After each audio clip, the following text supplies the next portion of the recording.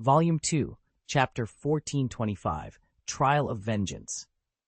Darth Malthel stood before the vengeful spirit, his face twisted into a sinister smile. So you've managed to control this body, and you think that's sufficient? Foolish swine, you've lost all reason to exist now. The vengeful spirit fell to one knee, his posture even more submissive.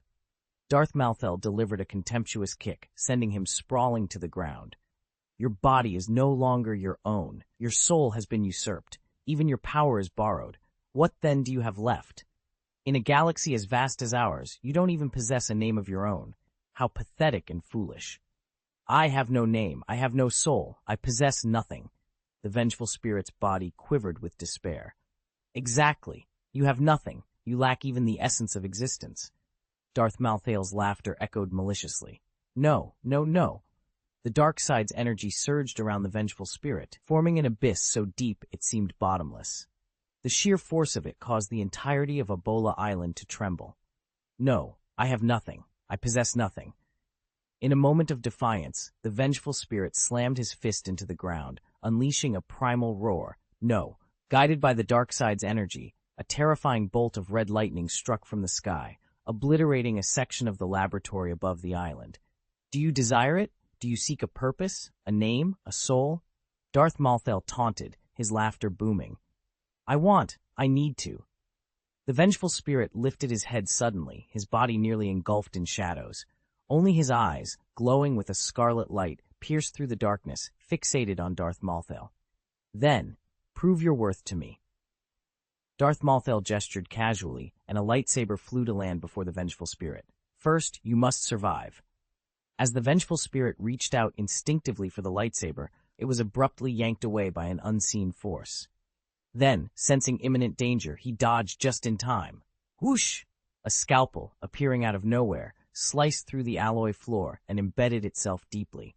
Before he could recover, a powerful lightning bolt struck, engulfing the altar and the vengeful spirit in a storm of electricity. He was caught off guard, his body ravaged by the relentless assault, his screams lost amidst the chaos. Darth Malthel watched with cold indifference, the lightning in his hand relentless. It seemed he was indifferent to the prospect of killing the vengeful spirit. However, amidst the storm, a sudden shift occurred. A blood-red light pierced through Darth Malthael's lightning, converging into a beam that shot straight for his heart. Bloody lightning! Darth Malthael noted with a grim smile, conjuring a bolt of blood-red lightning in his hand and launching it forward. This technique, taught by Darth Tenebris to Darth Malthael, was now being wielded by the vengeful spirit who had taken over Tenebris's body. Boom! The two bolts of bloody lightning collided, creating a massive explosion. In that instant, Darth Malthael spun around unexpectedly. Whoosh! A blood-red lightsaber shot out from behind him, aimed directly at his back. The vengeful spirit, his hand blackened by lightning, grasped the lightsaber and rose to his feet, adopting a fighting stance without uttering a word. Excellent! Truly excellent! Darth Malthael's laughter filled the air, sensing the immense power within the vengeful spirit. But it's still not enough, not nearly enough. In an instant, the force of death unfurled around them, setting the stage for a confrontation of epic proportions. The terrifying force engulfed everything in its vicinity. Amidst the shadow of death, Darth Malthael's figure became indistinct, his endless and horrifying power surging towards him like a relentless tsunami. The vengeful spirit, gripping his lightsaber tightly, exerted every ounce of his strength to counter Darth Malthael's deathly force. Despite his efforts, he was continuously forced back, struggling to maintain his ground. Darth Malthael, on the other hand, remained unmoved, merely channeling his death force without making a physical move. Not enough. Not enough. If this is all you have, then you are of no value to me. Darth Malthael declared loudly. In the engulfing shadow of death, numerous withered and decaying arms emerged from all directions, reaching out to grasp the vengeful spirit, pulling and tearing at him from every angle. Among these, a few shadows stood out, darker than the rest, their very essence seeming to swallow the light around them. These shadows, with their blood-red eyes, advanced step by step, signaling an undeniable doom for the vengeful spirit should they ensnare him. His body began to wither before his very eyes as death's grip tightened on his soul. No, no, no! the vengeful spirit murmured, his body suddenly alight with countless mysterious tattoos, each symbol glowing ominously. No, no, no! His voice grew louder and more frantic until, with a mournful cry, he unleashed a powerful strike with his blood-red lightsaber. A beam of blood-red light nearly split the heavens, slicing through Darth Malthael's dreadful death force. In that moment, the vengeful spirit and his lightsaber seemed to become one, launching an attack of terrifying power directly at Darth Malthael. However, in the blink of an eye, a blood-red lightning bolt filled his vision. The lightning struck him, sending him crashing to the ground more than 10 meters away, where he lay motionless. Darth Malthael stood still, the phantoms of death that surrounded him vanishing as if they had never been. The chaos at the altar bore witness to the intensity of the brief yet fierce battle that had taken place. At the center of the altar, a sword mark stretched over 10 meters long, cutting through the earth to a depth of more than 70 meters, reaching towards the sky. From the altar's position, one could even glimpse the starry heavens above, a testament to the battle's ferocity and the power unleashed in those fleeting moments. Vol 2, Chapter 26, Destined Death. Under the starlit sky, illuminated by a solitary beam of starlight, Darth Malthael's laughter echoed wildly. He was triumphant, fully aware that his plan had come to fruition. Darth Tenebris, though lacking any natural talent for Sith magic, possessed unparalleled computational abilities and exceptional lightsaber skills. Indeed, despite not often engaging in direct combat throughout his life, Darth Tenebris was considered one of the top 3 lightsaber masters in the galaxy at that time. It was he who trained Darth Plagueis, a master proficient in the 7 styles of lightsaber combat, who was equally unmatched in swordsmanship. The vengeful spirit inhabiting Tenebris's body should retain such formidable sword skills. Darth Malthael, confident in his success, approached the weakening vengeful spirit. He watched as the spirit staggered towards death, step by step. With a voice as deep as the abyss, Darth Malthael spoke, "Your body belongs to Darth Tenebris. This is now your sole identity, but a single body cannot house 2 souls. Kill him, eliminate Darth Tenebris. You will then be the sole occupant of this body. Only then will your existence hold meaning. Kill him, seize everything that is his, claim it all. Then you will become Darth Tenebris." His words seemed to pierce directly into the soul. The vengeful spirit, fueled by boundless hatred and unwillingness, glared with eyes wide open. Though he was beyond speech, the intensity in his gaze suggested he absorbed every word Darth Malthael uttered. Just as he was about to succumb to death, a surge of life force revitalized the dying body of the vengeful spirit.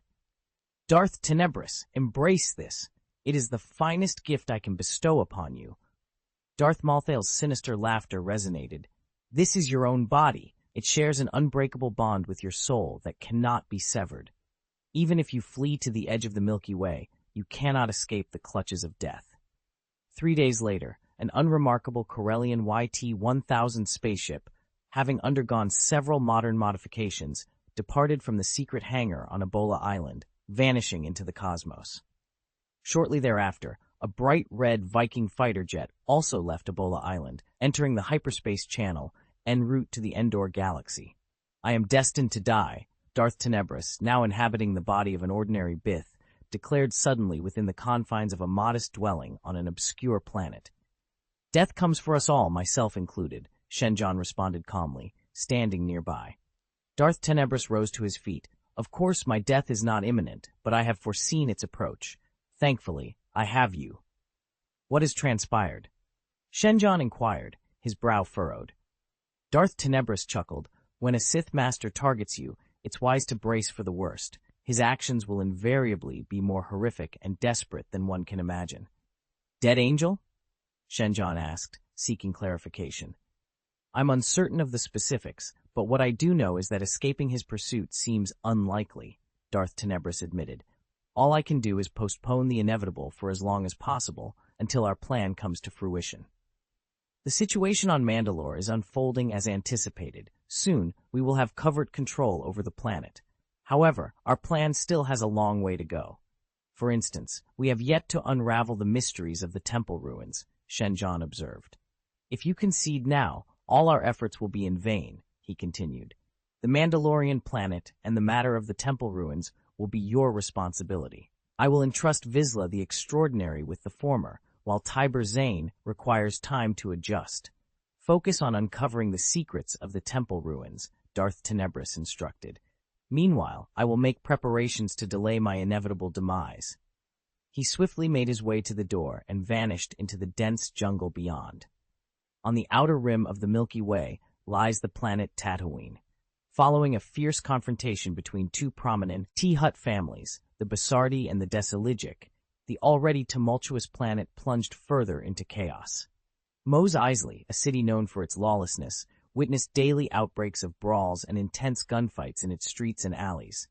The conflict between the Hutt gangs was characterized not by battleships and tanks, but by brutal clandestine skirmishes. Though lacking in grandeur, these conflicts were dark and merciless. A recent, earth-shattering event has thrown the Hutt community into further disarray. The nominal patriarch of the Desiligic family, Zorba Desiligic, passed away due to illness. Given Zorba's advanced age, his death was not unexpected. However, the contents of his will have ignited a firestorm of controversy. Zorba decreed that all assets of the Desiligic family were to be entrusted to his younger brother, Zero Desiligic Tior, a decision that sent shockwaves through the family. Prior to Zorba's demise, the Desiligic family was already divided. A fierce rivalry had emerged between Zorba's faction and that of Kiliak, who had led the family in Zorba's absence. Although Zorba was the titular head of the family, a fragile peace was maintained, with each faction begrudgingly acknowledging the other's legitimacy. However, Zorba's will, favoring Zero over his own son Jabba for the patriarchal succession, was a provocation Kiliak could not tolerate. This controversial will has precipitated a de facto schism within the Desiligic family, the most powerful of the Hutt clans. Yet, despite the internal strife among the Hutts, life on Tatooine continues to thrive. Settlements on the planet are expanding, undeterred by the chaos that envelops them. Remember, for the latest updates, visit our website. Vol 2, Chapter 427, Settlers of Tatooine. On the arid planet of Tatooine, there were once two major settlements, Mos Eisley City, under the control of Jabba of the Desiligic family, and Mos Espa Port, governed by Gardula of the Basardi family. The latter was razed to the ground during a fierce gang war between Jabba and Gardula, leaving nothing but ruins in its wake. Nowadays, these ruins are home to many, primarily scavengers. After Gardula ousted Jabba, he transformed the area into a vast garbage dump. Consequently, Mos Espa Port has become a mountain of refuse, surrounded by shacks housing countless scavengers. The area is rife with filth and smog, lacking any semblance of order. Here, people might kill over a piece of salvageable trash. Mos Eisley, on the other hand, emerged as the sole large settlement on Tatooine, attracting anyone with a modicum of ambition on the planet. However, following Jabba's return, the power dynamics shifted once again. Various factions entrenched themselves in Mos Eisley, turning it into a den of mixed allegiances. Despite the chaos, none could forsake Tatooine, given its strategic location in the Outer Rim and its lawlessness, which allowed for unfettered freedom. Serving as a gateway to Hutt space, Tatooine became a crucial node for smuggling operations, ensuring its continued prosperity amidst sin. The population of Tatooine surged from over 200,000 to more than 1 million, attracting individuals of a more vicious nature due to the planet's chaotic state. The power struggles among the Hutts intensified. Following Zorba's unexpected death, he bequeathed the family leadership to Zero. Zero, in turn, enlisted another of Zorba's brothers to counter the alliance of Jabba and Kiliak, further fracturing the power structure. Zero aggressively targeted the Basardi family, employing tactics such as disrupting smuggling routes and attacking spice dens. Under Aruba's leadership, the Basardi family consolidated its power, transforming into a formidable entity that resisted Zero while seeking opportunities to strike back lethally. Meanwhile, Jabba and Kiliak aimed to eliminate Zero and reunite the Desiligic family, all while preventing the Basardi family from gaining an upper hand. Their efforts were complicated by external influences, including Darth Sidious's covert support and the Freemasonry Alliance's exploitation of Zero's ascent to power. The Hutt space became a battleground for control over lucrative spice trades, with the Basardi family maintaining the purest representation of Hutt power. Despite external pressures, the Basardi family's influence and wealth commanded respect from both the Galactic Republic and the Confederation of Independent Galaxies. In this tumultuous environment, Tatooine remained a land of endless possibilities and peril. Among the myriad of newcomers were a man and a woman, seemingly unremarkable at first glance. In the chaotic shack area of former Mos Espa port, a young man with an oriental appearance, carrying a cloth bag, approached one of the makeshift shacks constructed from spaceship debris. He inspected the lock, a twisted steel bar, finding it untouched, and proceeded to enter. I straightened the steel bar with my hand, opened the door, and stepped inside. The interior of the shack was rudimentary but tidy, and surprisingly, it was free of any unpleasant odors. On a makeshift bed constructed from piles of cloth, a woman lay resting. She appeared to be in her late 20s, with a beautiful face, wheat-colored skin, and an air of bravery about her. The most striking feature, however, was her missing right arm, amputated at the shoulder. Her expression was vacant, suggesting she was recovering from a severe illness. Noticing her consciousness, the young man approached and inquired, "Are you awake? You seem to be in better spirits today." The woman frowned, her gaze settling on the young man. "Are you that Jedi Knight?" "Ah, I'm relieved you remember me. Allow me to reintroduce myself. My name is Jing Fang, once a Jedi Knight, though not anymore," he replied. This young Jedi Knight, Jing Fang, was addressing Arden Lin, a woman who had once caused great trouble for both Darth Sidious and Darth Malthael. Jing Fang continued, "You've been trapped in a nightmare for some time, your mind clouded and unclear.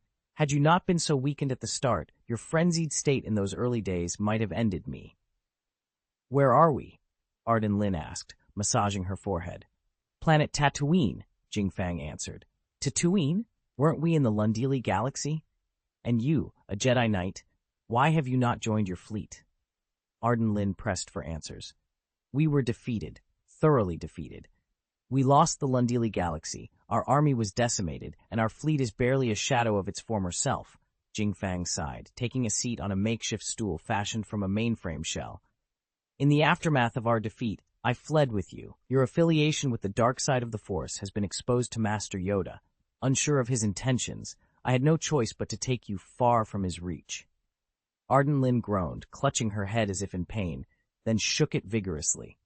"I was defeated by him. The Death Angel," she spat out the name with venom. "He and Darth Sidious are both deceivers." Clenching her left fist tightly, she then relaxed it, adding, "My strength has nearly vanished. I need more time to recover. Once I do, they will face the consequences of their actions." Note, the original text contained references to a website and other unrelated content, which have been omitted for coherence and focus on the narrative.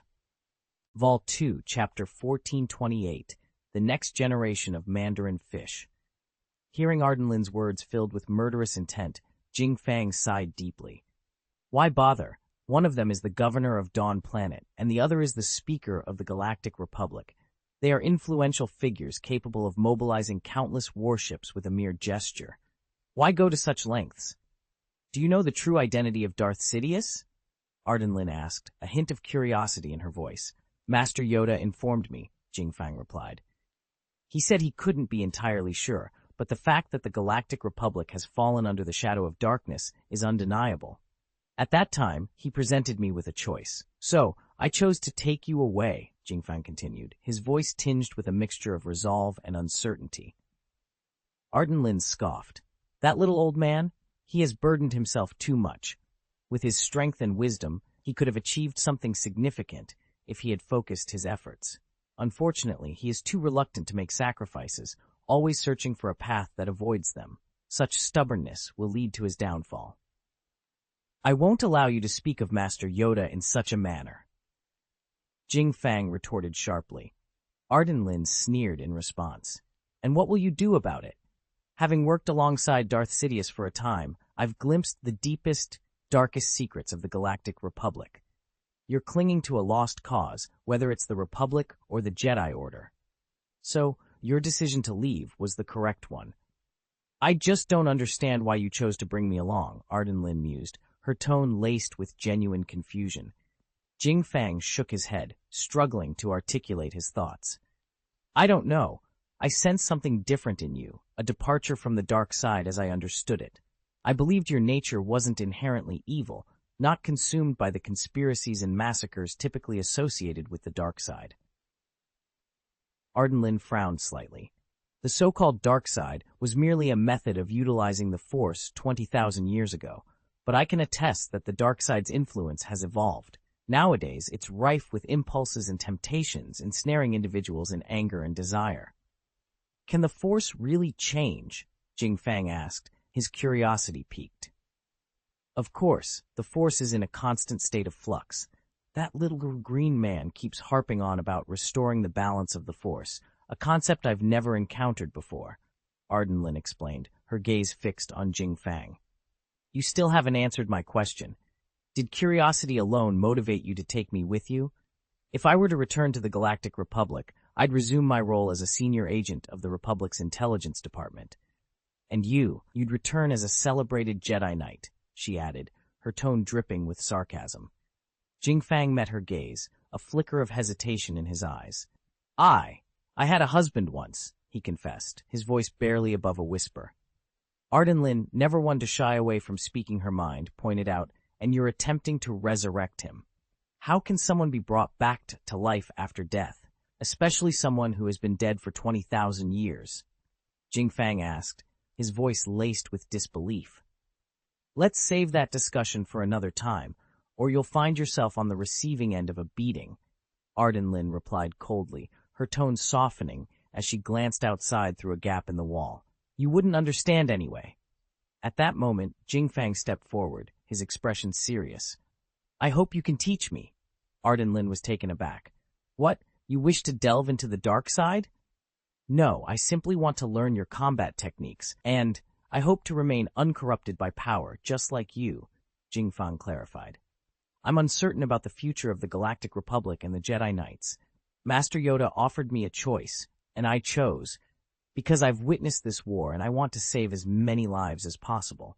But within the Jedi Order, such decisions are no longer mine to make. Arden Lin regarded him with a scrutinizing gaze. Regardless, I remain a practitioner of the dark side. In the shadowy realm where the forces of light and dark vie for supremacy, Jing Fang stood resolute, his voice echoing with determination. I don't care, he declared. My goal is to forge my own path, to save as many lives as I can. I will remain true to my heart, regardless of whether the journey takes me through light or darkness. Arden Lin, with a sly grin, responded, Very well, I shall mentor you. But remember, my teachings come with a price. Whatever it takes, Jing Fang replied, unwavering in his resolve.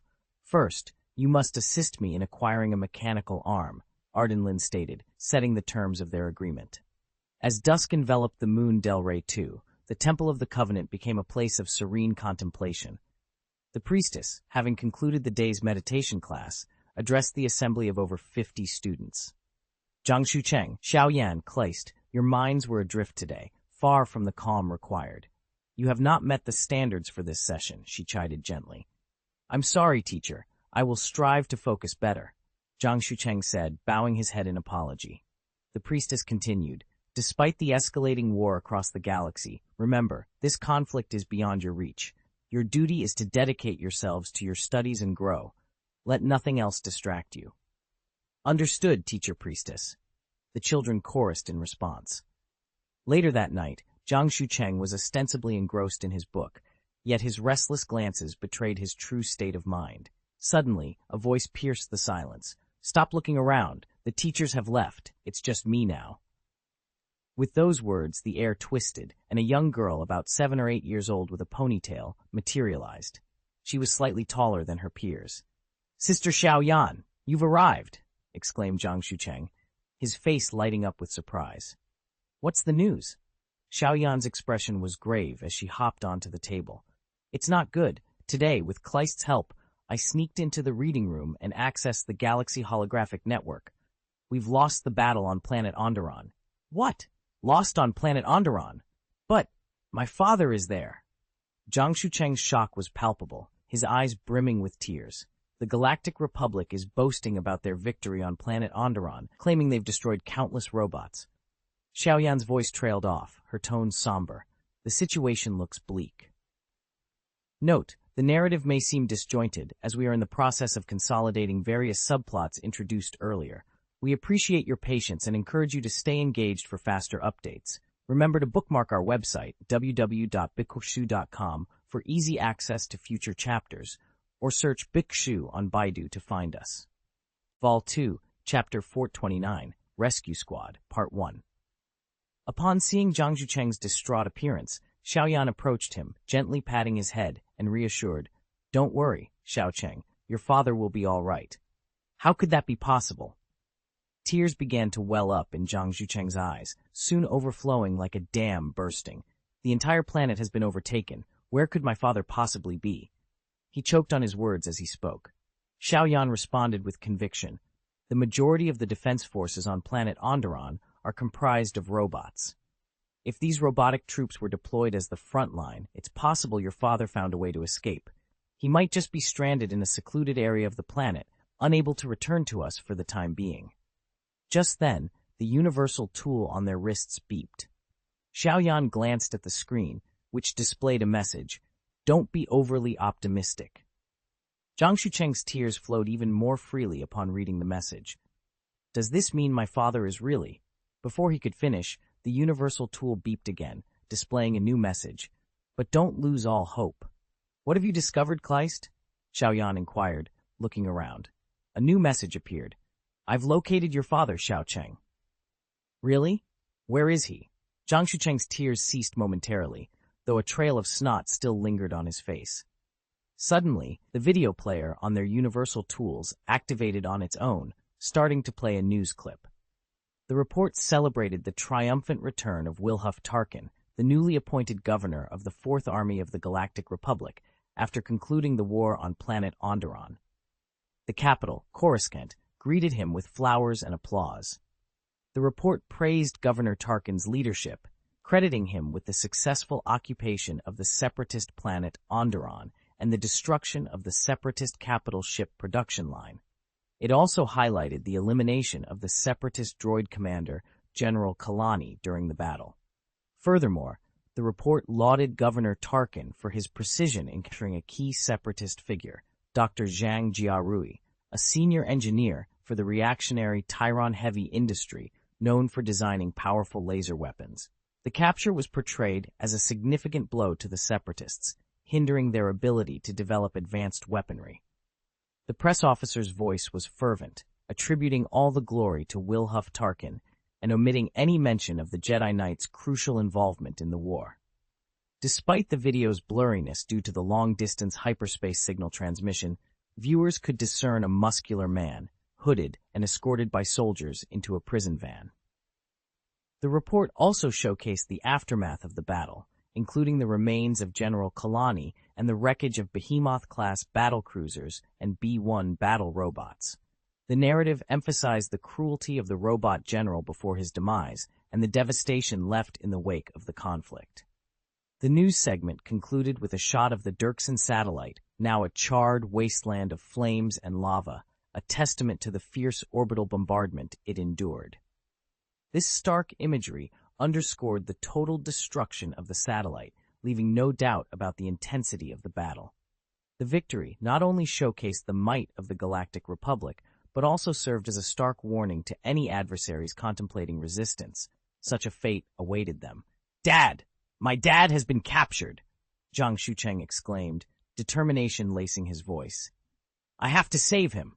The universal tool displayed a message in response. "What can our children possibly do? Your father was taken by the Galactic Republic's army. But we are members of the Twilight Covenant. In the last simulated battle test, I even defeated that bearded uncle," Xiaoyan countered, wagging her finger confidently. The tool quickly retorted, "That was a simulation, and Uncle Beard was likely going easy on you. Real battlefields are merciless, and the Republic has Jedi Knights at their disposal. I don't care. I have to save my father. Sister Xiaoyan, Sister Kleist, will you help me?" Zhang Shucheng pleaded. Xiaoyan hesitated. "Of course, we want to save Uncle Zhang, but it's not as simple as charging in. We can't just throw our lives away. The universal tool illuminated again.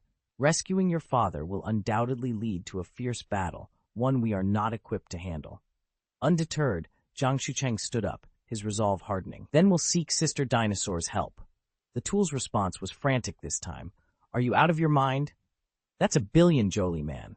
Remember the experiment where she nearly dismantled a tank with her bare hands? Despite the tool's panic, Zhang Shucheng remained unfazed. We might not be fighters, but Sister Dinosaur is. I'll talk to her. She'll definitely help us. Xiaoyan expressed her concerns. If you're going to tell her, count me out. It's too dangerous. Then it's settled, Zhang Shucheng declared. After a moment of contemplation, Xiaoyan nodded. If she agrees to help, then rescuing Uncle Zhang might just be possible, but you're the one who has to convince her. Understood. Zhang Shucheng nodded vigorously, then reached out his hand to Xiaoyan, who smiled slightly and took it. In an instant, they vanished. Suddenly, a voice emanated from the holographic TV in the room. Karina's living quarters are isolated. Let me assist with the surveillance and door locks. Immediately after, the bedroom door swung open, though the status display indicated it was still closed. Inside a vast room filled with an array of unusually large and heavy fitness equipment, an Injoli lay asleep on a massive, soft mattress.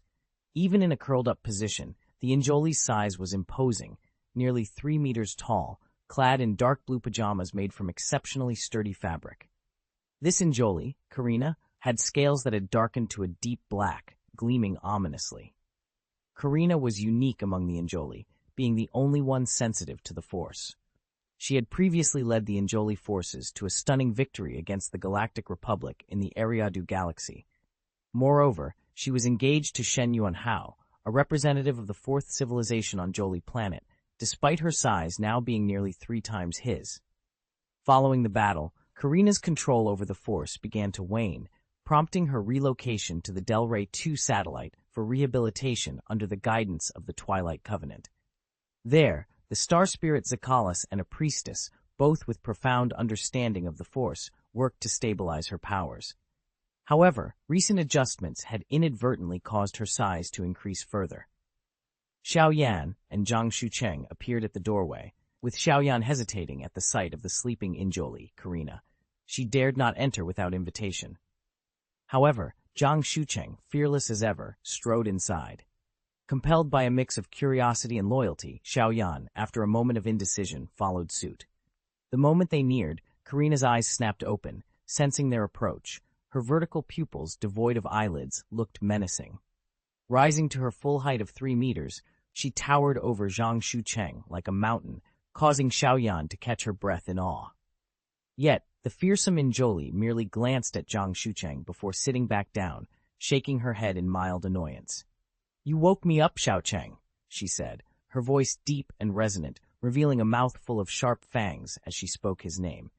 Zhang Shucheng, undeterred by her formidable appearance, pleaded, "My father has been captured by the Republic. Can you help me, Sister Dinosaur?" Karina growled deeply, her anger palpable. "Those Republic scoundrels dare to arrest your father. I will not let this stand. Absolutely not." As she spoke, her anger manifested as a tumultuous storm of chaotic energy, threatening to engulf the room. Xiaoyan, unable to maintain her invisibility due to the overwhelming force, became visible but continued to move towards Zhang Shucheng. Remarkably, as Zhang Shucheng reached out and touched Karina's finger, her chaotic energy subsided instantly, and calm returned. Karina exhaled heavily, her breath hot, and declared, "I will help you save your father and turn the Republic upside down." She then turned to Xiaoyan, asking, "Are you coming too, Xiaoyan?" Surprised to be recognized, Xiaoyan responded, "You know me?" "Of course I know you. What do you think I am? A dinosaur?" Karina retorted with a snort. The term dinosaur was well known among the Injorians, who found a kinship with these ancient overlords, often incorporating dinosaur themes into their architecture and spacecraft. Zhang Shucheng, pleased with the turn of events, asked, "When do we leave?" At that moment, their universal tool beeped, displaying a message urging immediate departure to avoid detection by the Protoss patrols due to the noise they had made. Karina, grabbing her combat gear with a ferocious smile, announced, "Let's go." The coordinates to a secured spaceship were sent to their device. Following the directions provided, Xiaoyan led the way. They noticed that all surveillance had been disabled, doors unlocked, and Protoss patrols diverted, clearing their path to the spaceport's takeoff and landing platform. There, a dark gray Protoss transport plane awaited them, its hatch open. "Great! Kleist succeeded! Let's board," Xiaoyan exclaimed, leading the charge towards the spaceship. As they entered, a deep voice called out from behind, "I think you might need a driver." Startled, Xiaoyan turned to see a burly man in a black suit leaning casually against the hatch, offering his services with a knowing smile. Just after they stepped onto the spaceship, a man appeared in the blind spot of their vision. This man, in his 30s, boasted well-developed muscles and a prominent scar that marred the fabric of his suit shirt. "It's Shen, Uncle Shen." Zhang Shucheng's cheeks flushed with embarrassment, as if caught in a misdeed. This man was Shen Yuanhao, the director of the Injoli region, tasked with overseeing the interactions between the Fourth Civilization and the Injoli people. He was also Karina's fiancé. Standing beside him, a petite girl with a pale complexion looked up at him, her expression one of resigned protest. "Nonsense. Protoss transport ships don't require pilots." Shen Yuanhao responded with a calm demeanor. "I'm not comfortable letting an automated machine fly you around the galaxy, even if it was crafted by the Protoss themselves." Zhang Shucheng's eyes sparkled with excitement. "Really? So, you're willing to take us on a tour around the Milky Way?" Rubbing his forehead, Shen Yuanhao sighed and conceded, "You've piqued Karina's interest. Now, even if Governor Tang Xiao were to intervene personally, she wouldn't consider returning. Let's go. I'll take you for a spin. Otherwise, the governor might accuse me of shirking my duties." The little girl, Kleist, who was being held by him, brandished a universal tool from her wrist and announced, "I've hacked into your terminal. According to the records, during the governor's last visit, you were at level 177 in the Legend of Dinosaur Island game. Now you've reached level 364. Given the average time spent on each level, you've clearly been indulging in leisure, regardless of the governor's potential reprimands." Shen Yuanhao's expression soured, but he carried her toward the driver's cab, attempting to change the subject. All right, let's not dwell on that. Where do you want to go? Can I take you there?" Note, remember the URL of this site, uw.poksu.com, for easy access in the future, or simply search in Baidu to find this site. Vol 2, Chapter 1430, New War Machine, Part 1. On the outskirts of the Dry 2 satellite, a ceaseless operation unfolds. Geth spaceships tirelessly mine resources from the planet Dre, process them on their colossal industrial ships, and then construct temporary airlift warehouses. These warehouses facilitate the direct transfer of materials to the industrial sectors on the opposite hemisphere of Dre 2. The Geth, known for their unparalleled efficiency, have rapidly transformed these areas into sprawling industrial zones, reminiscent of a bacterial colony spreading across the satellite's surface. Approximately half of these zones are dedicated to aiding the Protoss, producing the necessary industrial and construction materials they require. The remainder serves as the Geth's own armory, continuously rolling out infantry and battleship units to join the forces encircling Dry 2. This remote location has attracted little attention, save for a few smugglers seeking refuge from their debts, who were promptly dispatched to the mines on planet Keshel. A Protoss transport plane ascends from the landing platform behind the Twilight Covenant Temple, breaking free from the planet's atmospheric grasp and venturing into space. The Geth spaceships stationed nearby pay it no mind, allowing it to pass unchallenged. Inside the temple, the priestess stands before a console, observing the departing Protoss transport on the screen. She shakes her head slightly, voicing her concerns. They are merely children. To send them into the heart of the Republic's territory is madness. Tang Xiao's figure appears in a holographic projection beside her, responding calmly, "This presents an excellent opportunity. You must realize that our conflict with the Galactic Republic, and eventually the Galactic Empire, is far from over. A behemoth like the Galactic Republic, with its 25,000-year legacy, is not easily swayed. Our strategy must not only focus on strengthening ourselves for direct confrontation, but also on patiently awaiting their internal turmoil. This wait could extend for decades. By then, these children will have matured. The priestess turns away, her silence speaking volumes. Tang Xiao persists. They are destined to live amidst the flames of war. Shielding them is not an option. We must allow them to grow. The priestess's voice deepens. For now, I can still protect them.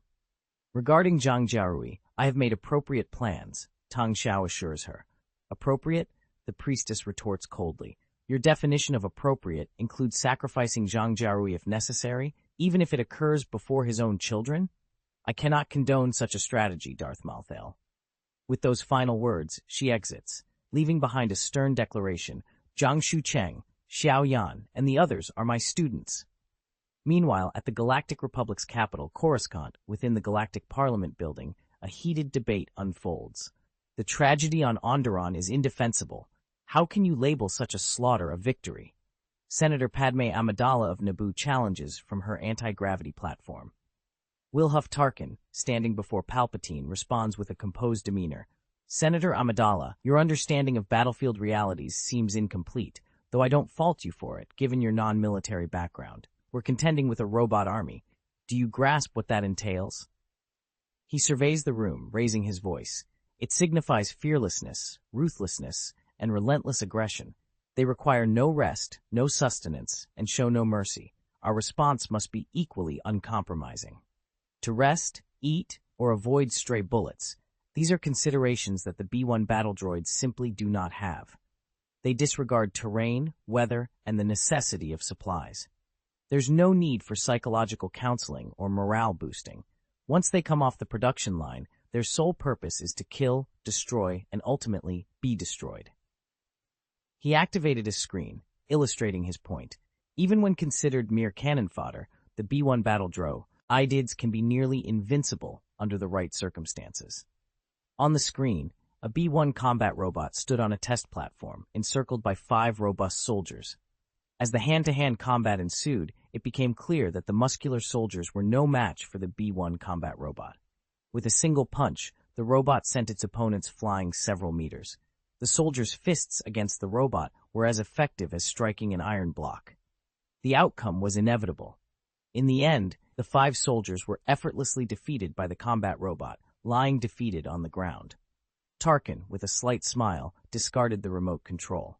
You see, this is the adversary we face. And let me remind you, how many such robots have the Separatists produced? 10 billion? 100 billion. He fixed his gaze on Padme, continuing, So, on planet Onderon, our fighters are up against a defense line comprised of these formidable combat robots, and yet you're here to criticize them for incurring too many casualties. Do you not respect the soldiers who valiantly fight and shed blood on the battlefield? Such warfare imposes a tremendous strain on the Republic's finances. We cannot conduct battles in the manner you suggest, treating the lives of soldiers as mere numbers. Padme Amidala retorted vehemently.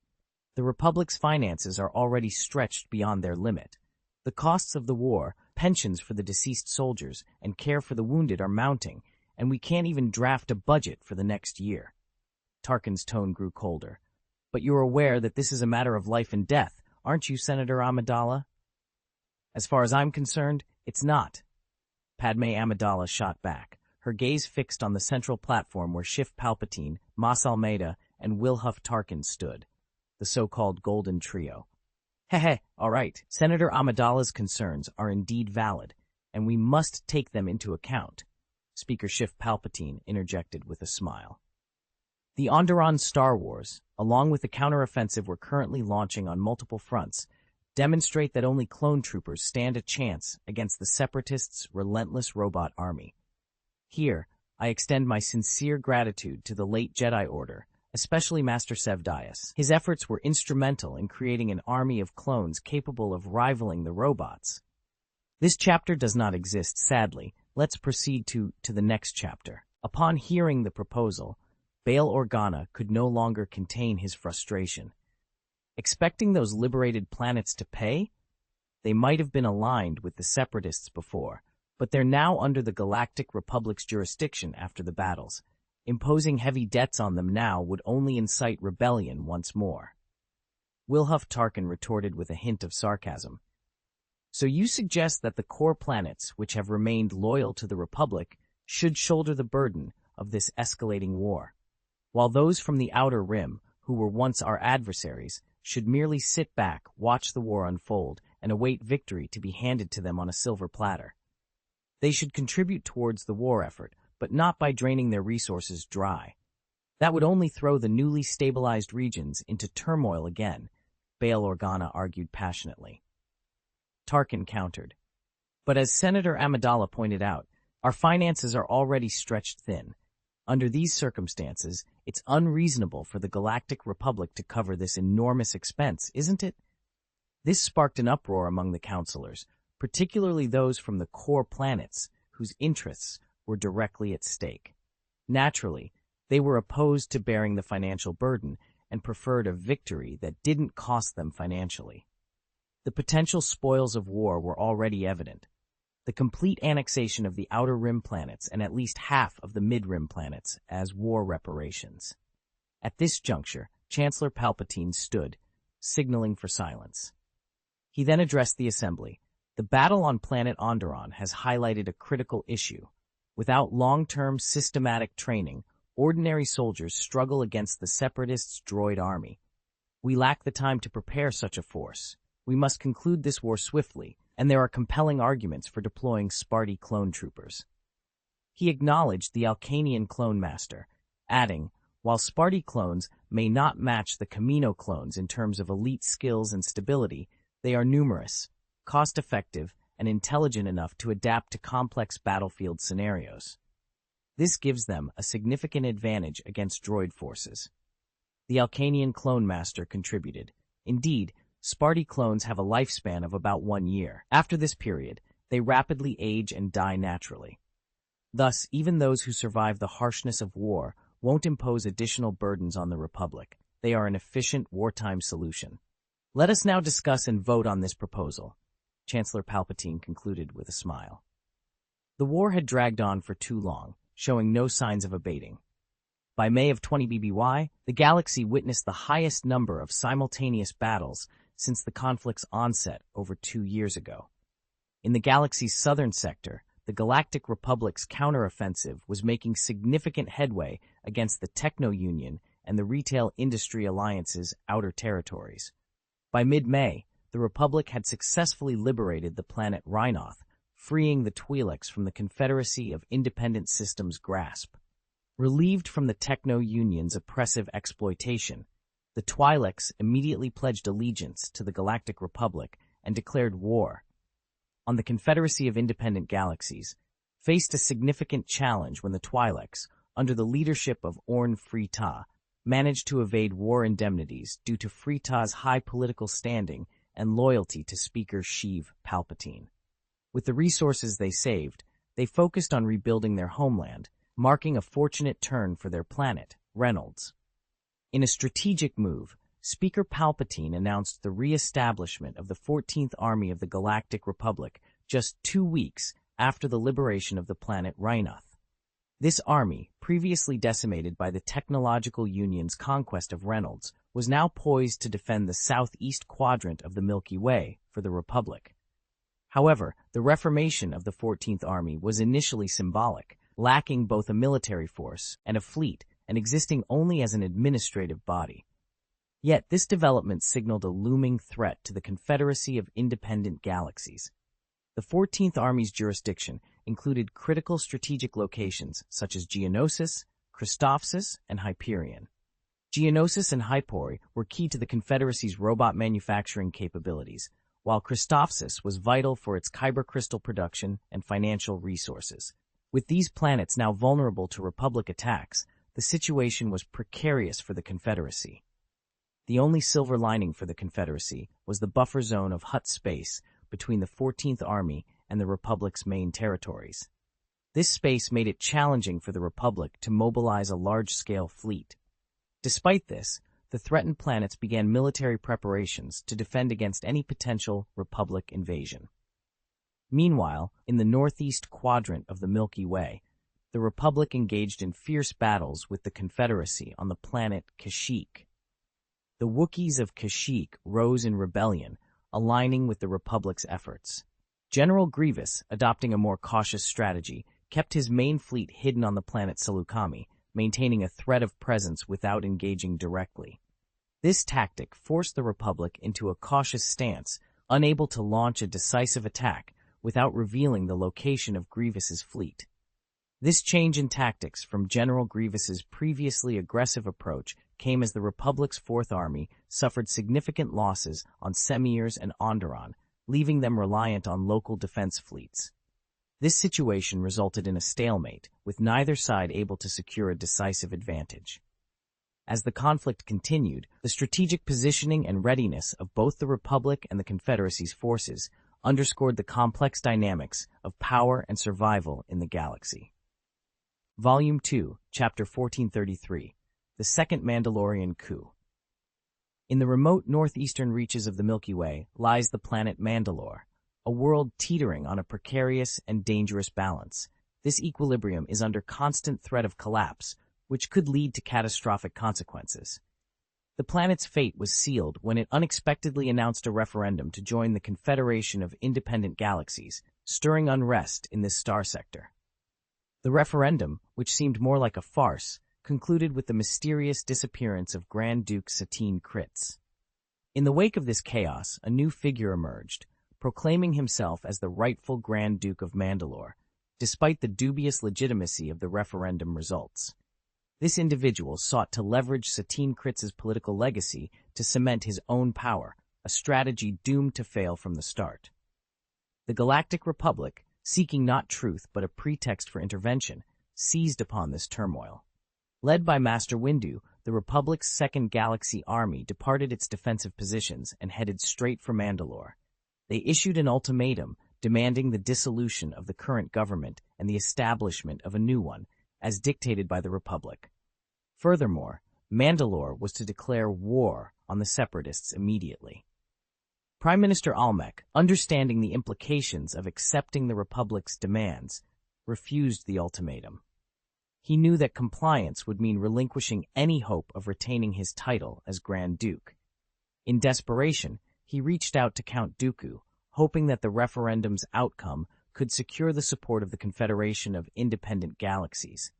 Almec believed that Dooku's backing would implicitly affirm his claim to the throne, solidifying his position as the de facto ruler of Mandalore.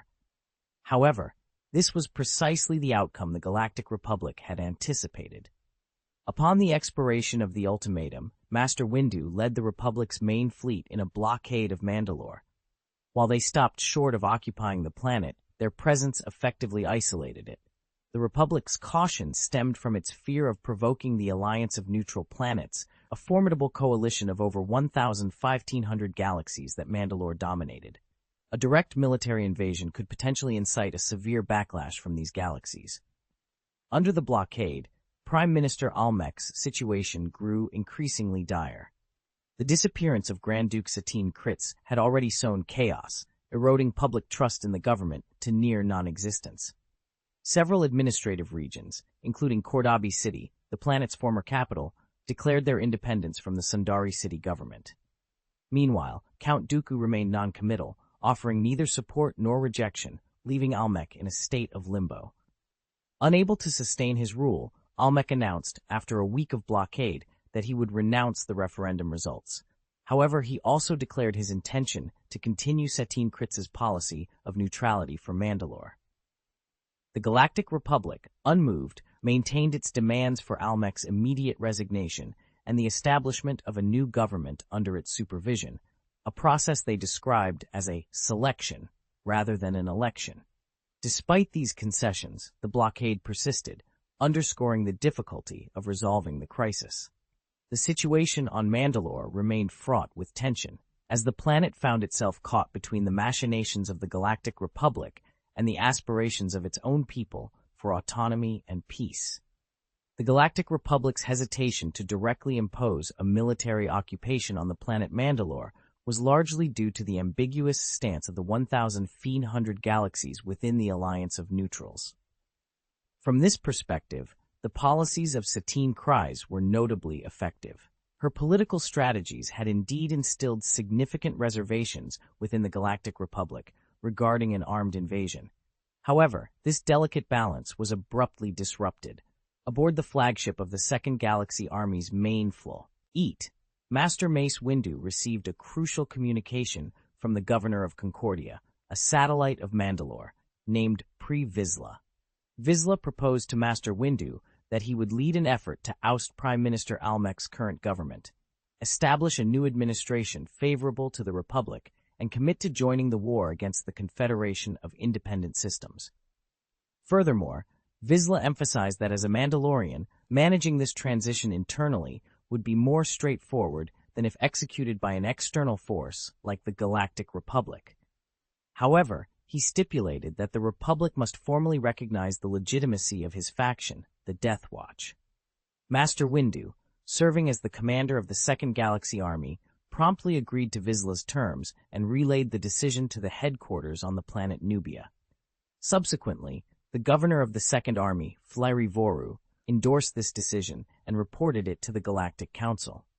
The Council swiftly responded, officially acknowledging the Death Watch, a faction previously deemed an extremist terrorist group originating from Mandalore.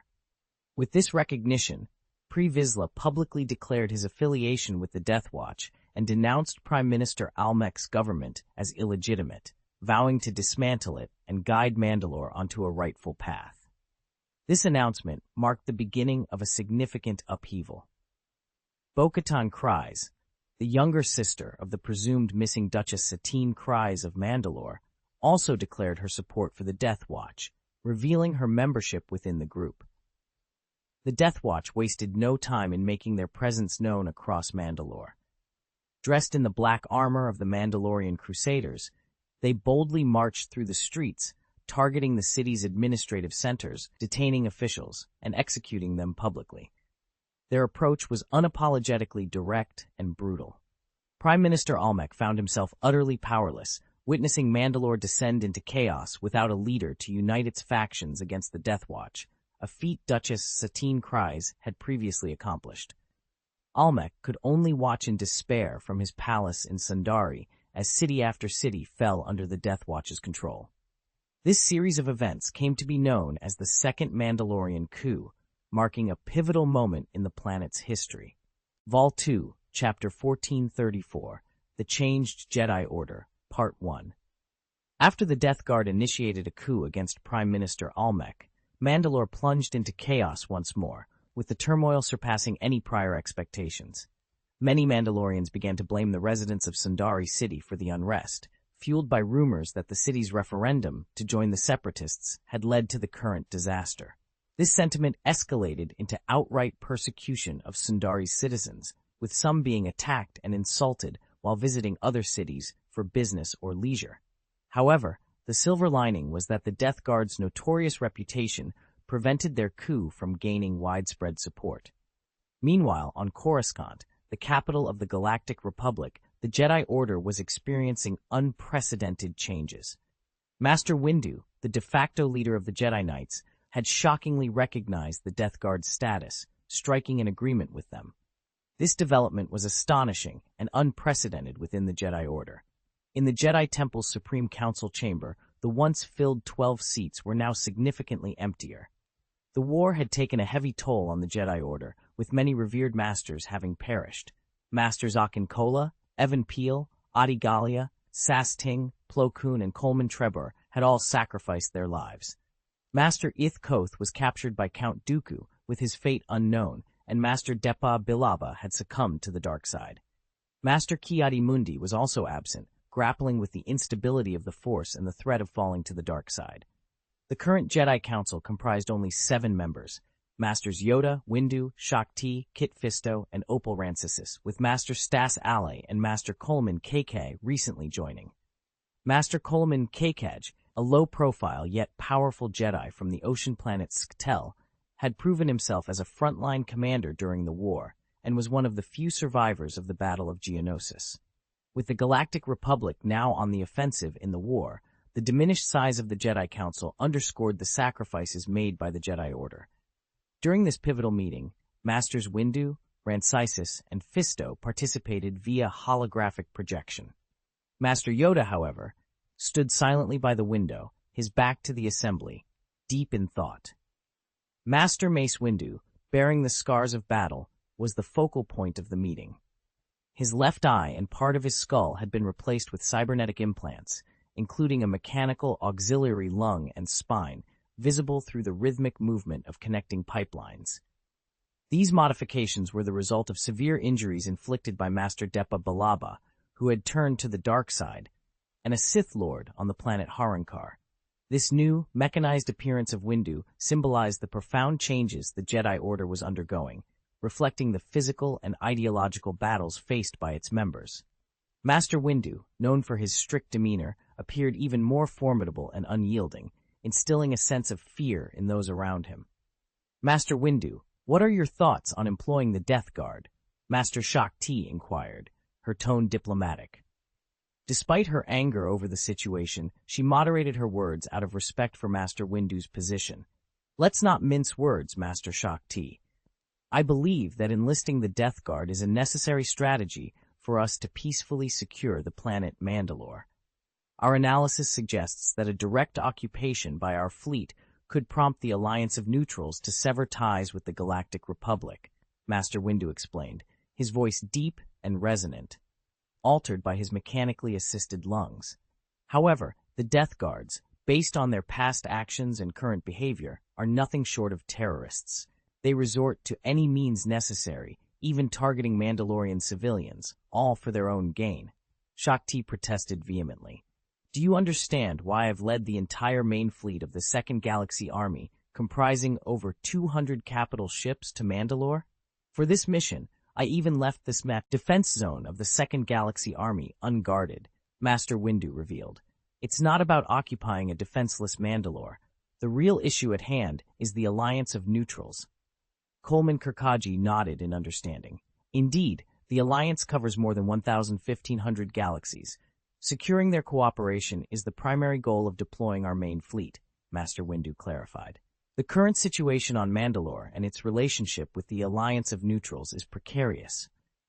Without the Second Galaxy Army's intervention, the Alliance could descend into chaos. Stability on Mandalore is crucial." "You haven't addressed the issue with the Death Guard, Master Windu," Master Shaak Ti pressed. "The Death Guards, despite everything, are still Mandalorians. If the issues on Mandalore can be resolved internally, it will prevent any adverse effects on the Alliance of Neutrals," Master Windu responded gravely. "No, we are the Jedi Order. Our principles do not condone collaboration with terrorists," Master Shaak Ti exclaimed. "Principles do not guarantee victory. Remember the sacrifices of Master Evan Peel, Master Saci Teen, Master Plo Koon, and the fall of Depa Billaba to the dark side right before my eyes. Recall Master Adi Gallia, who was turned into an undead. While you speak of principles, we face the threat of separatism and the relentless slaughter by the Sith Lord. I'll say it again, principles alone cannot secure victory," Master Windu declared emphatically, his statement echoing with the weight of hard truths and the losses suffered by the Jedi Order.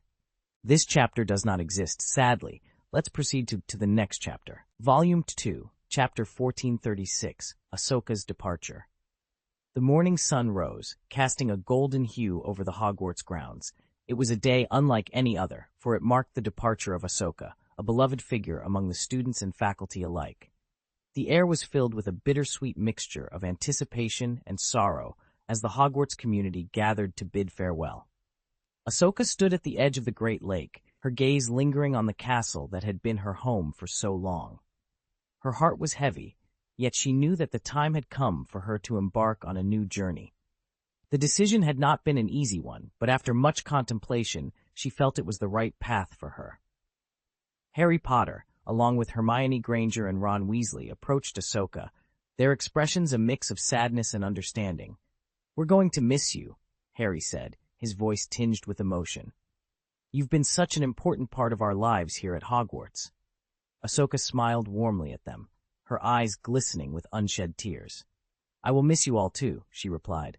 "But remember, no matter where I am, our bonds of friendship will remain strong. Distance cannot diminish the memories we've shared and the lessons we've learned together." Hermione stepped forward, embracing Ahsoka tightly. "You've taught us so much, not just about magic, but about courage, compassion, and the importance of standing up for what's right, she said, her voice muffled against Ahsoka's shoulder. Ron, not usually one for emotional farewells, cleared his throat awkwardly before speaking. Yeah, thanks for everything, Ahsoka. Hogwarts won't be the same without you. As the trio stepped back, Professor Dumbledore approached, his blue eyes twinkling with a mixture of pride and sadness. Ahsoka, your presence here has been a gift to us all. You've shown great wisdom and strength, qualities that will serve you well on the path you've chosen. Remember, Hogwarts will always be here should you wish to return. Ahsoka nodded, her heart swelling with gratitude for the kindness and support she had received during her time at Hogwarts. Thank you, Professor Dumbledore. I will carry the lessons I've learned here with me always. With a final glance at the friends and mentors who had become her family, Ahsoka turned and walked towards the waiting boat at the lake's edge. As she set sail across the Great Lake, the Hogwarts community watched in silence, their hearts full of hope for her future. As the boat disappeared into the mist, Harry, Hermione, and Ron stood together, their arms around each other's shoulders.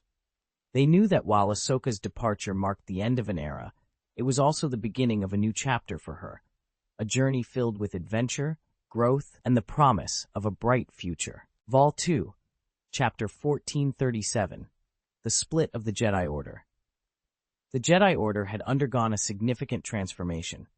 Many Jedi Knights, for various reasons, began to abandon their previous creeds.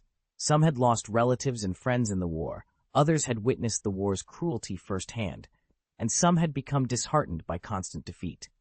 These Jedi Knights started to believe that their failures on the battlefield were due to their excessive mercy. They reasoned that if the enemy resorted to ruthless tactics, they should respond in kind, or even more harshly. Revenge and victory became their sole motivations. They were determined to avenge their fallen comrades, adopting a blood-for-blood mentality. This faction within the Jedi Order came to be known as the Blood Knights, a title they embraced without objection. Although they were few in number, many of them were frontline fighters, contrasting with the Jedi Knights who remained in the Jedi Temple, focusing on research and academia. The Blood Knights openly scorned these more scholarly Jedi, blaming the Order's conservative approach for the ongoing war and the resulting casualties.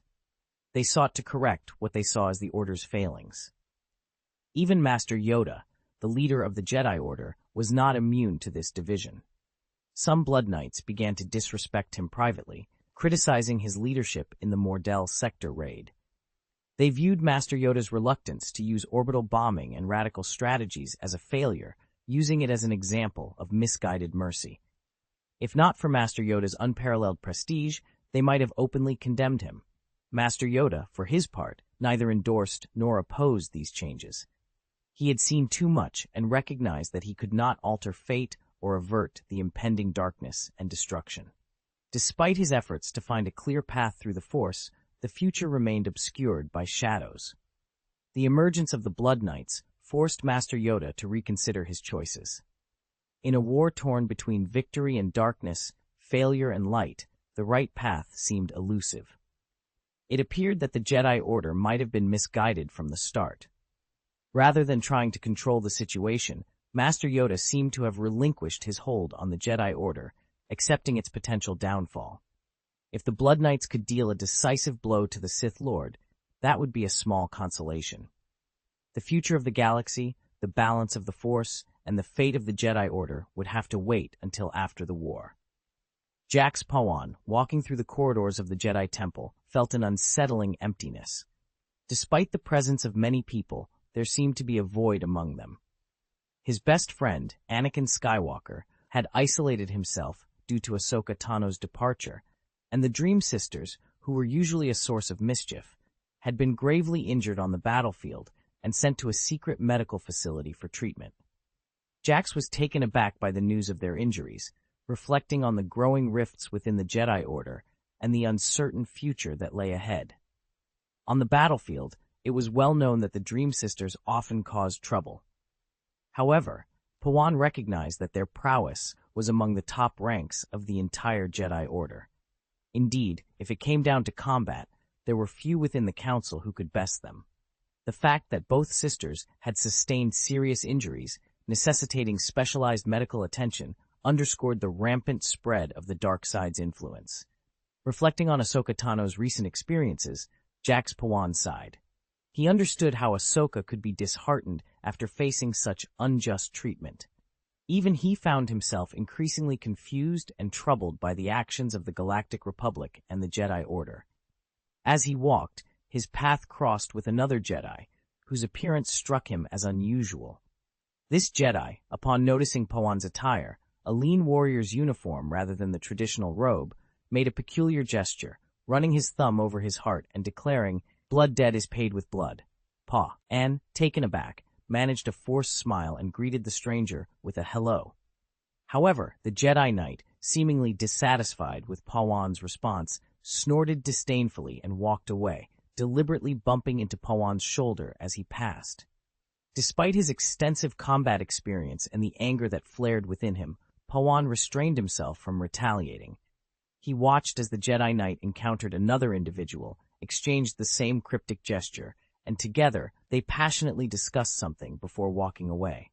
The sight quelled the anger in Pawan's heart. He sighed, a sense of resignation washing over him, and he made his way back to his dormitory. Upon his return, I-5YQ, the robot left to him by his father, greeted him. "You're back, Master. I've tidied up your dormitory. It's clean now," I-5YQ announced. However, looking at the robot, Pawan's thoughts drifted to a haunting encounter with the Sith Lord's emissary on the planet Rendili. The emissary's words echoed in his mind.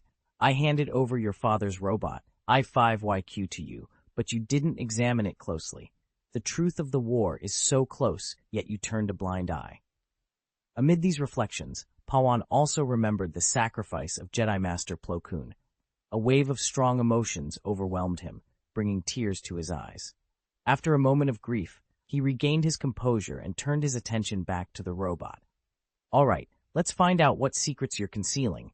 Dead Angel," Pawan resolved, determined to uncover the truth hidden within I-5YQ.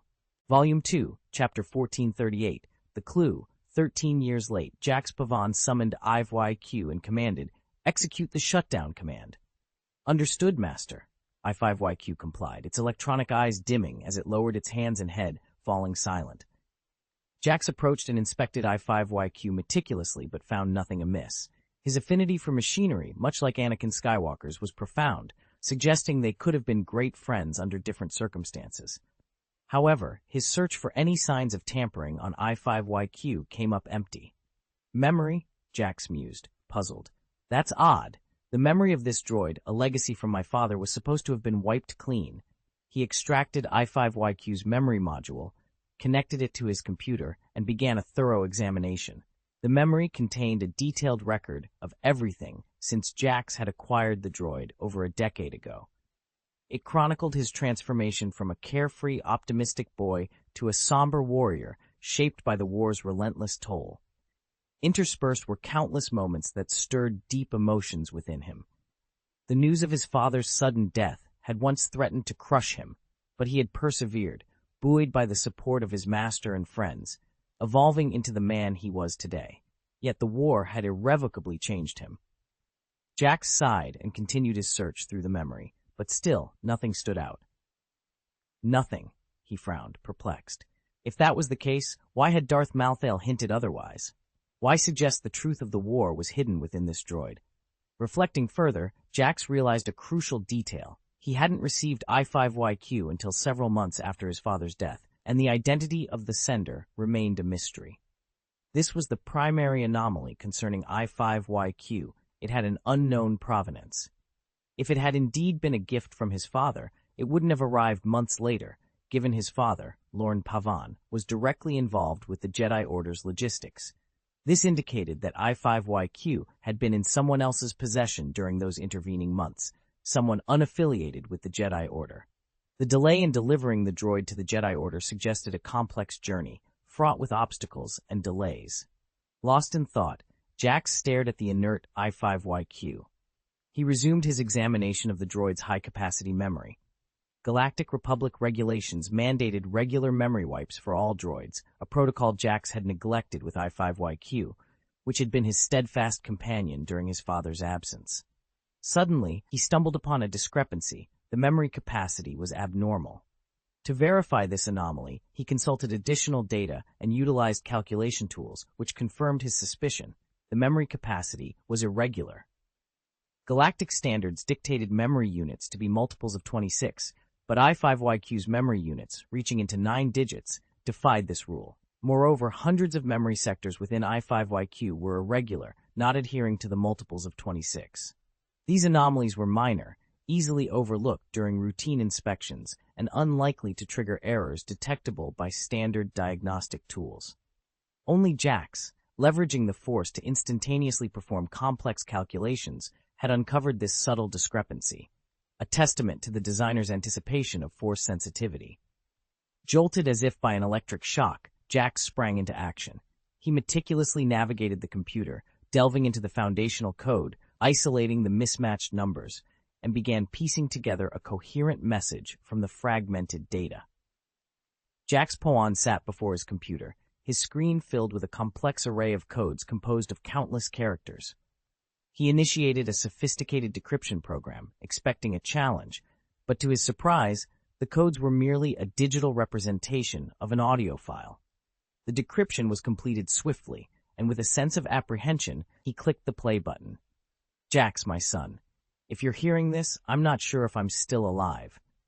This man, his intentions are unclear, but he's allowed me this chance to leave you a message. Listen closely, Jax. A somewhat hoarse voice filled the room. Jax's eyes immediately reddened, tears streaming down his face. It was his father's voice. Jax, I fear I may be nearing my end, because I've come into possession of something I shouldn't have, a memory, which I acquired from a Neimoidian for 500,000 credits. The man, Has Munchal, was desperate. He mentioned his accounts had been frozen, leaving him penniless, which allowed me to obtain this item. Lan Pawan's voice continued, revealing the beginning of a plot that seemed to unfold further with each word. I deceived him. The 500,000 credits were a facade, and the Neimoidian received nothing. However, the next day I saw him on the news. He was the vice-governor of the Trade Federation, and he had been murdered. Only then did I realize the significance of what I held. Yes, they would kill for it, including me. Lan's breathing became labored, a sign he was trying to compose himself. Upon examining this memory, I discovered a plan. The Trade Federation intends to blockade the planet Naboo. It's unthinkable for a corporation like the Trade Federation to use force against a sovereign planet. Yet, the plan is real. The Trade Federation has already started to mobilize their fleet, and there's more. His voice steadied. This blockade serves a deeper purpose: to exert ultimate pressure on the current Speaker of the House of Representatives, Phoenix Valoran. They aim to force Naboo to impeach Speaker Valorum, compelling him to resign. The Trade Federation's actions, positioning themselves against the Republic to blockade Naboo, are designed to install a specific individual as Speaker. After a brief pause, Lan continued, I don't know who this person is, but the assassin sent after me is formidable, wielding a red lightsaber. Having served the Jedi Order for decades, I recognize the mark of a Sith. Yes, my son, a Sith has infiltrated the highest levels of the Republic. If this message reaches you, don't despair, Jax. You're wise beyond your years. Take this memory to Master Yoda. He will know what to do. Trust in your mentors. Trust in the wisdom of your elders. I have more evidence. Lan's message treated Jax as if he were still a child, not anticipating it would take over a decade for his son to decrypt the message. Suddenly, a distorted, sinister voice cut through. I don't care what it takes. A military conflict must erupt on Naboo. It's the only way to deliver the final blow to Phoenix Valoran, the only way my plans can proceed. This malevolent voice sent shivers down Jax's spine, his connection to the Force allowing him to sense the immense power behind it. Overwhelmed by emotion, Jax collapsed to his knees, clutching his head in despair.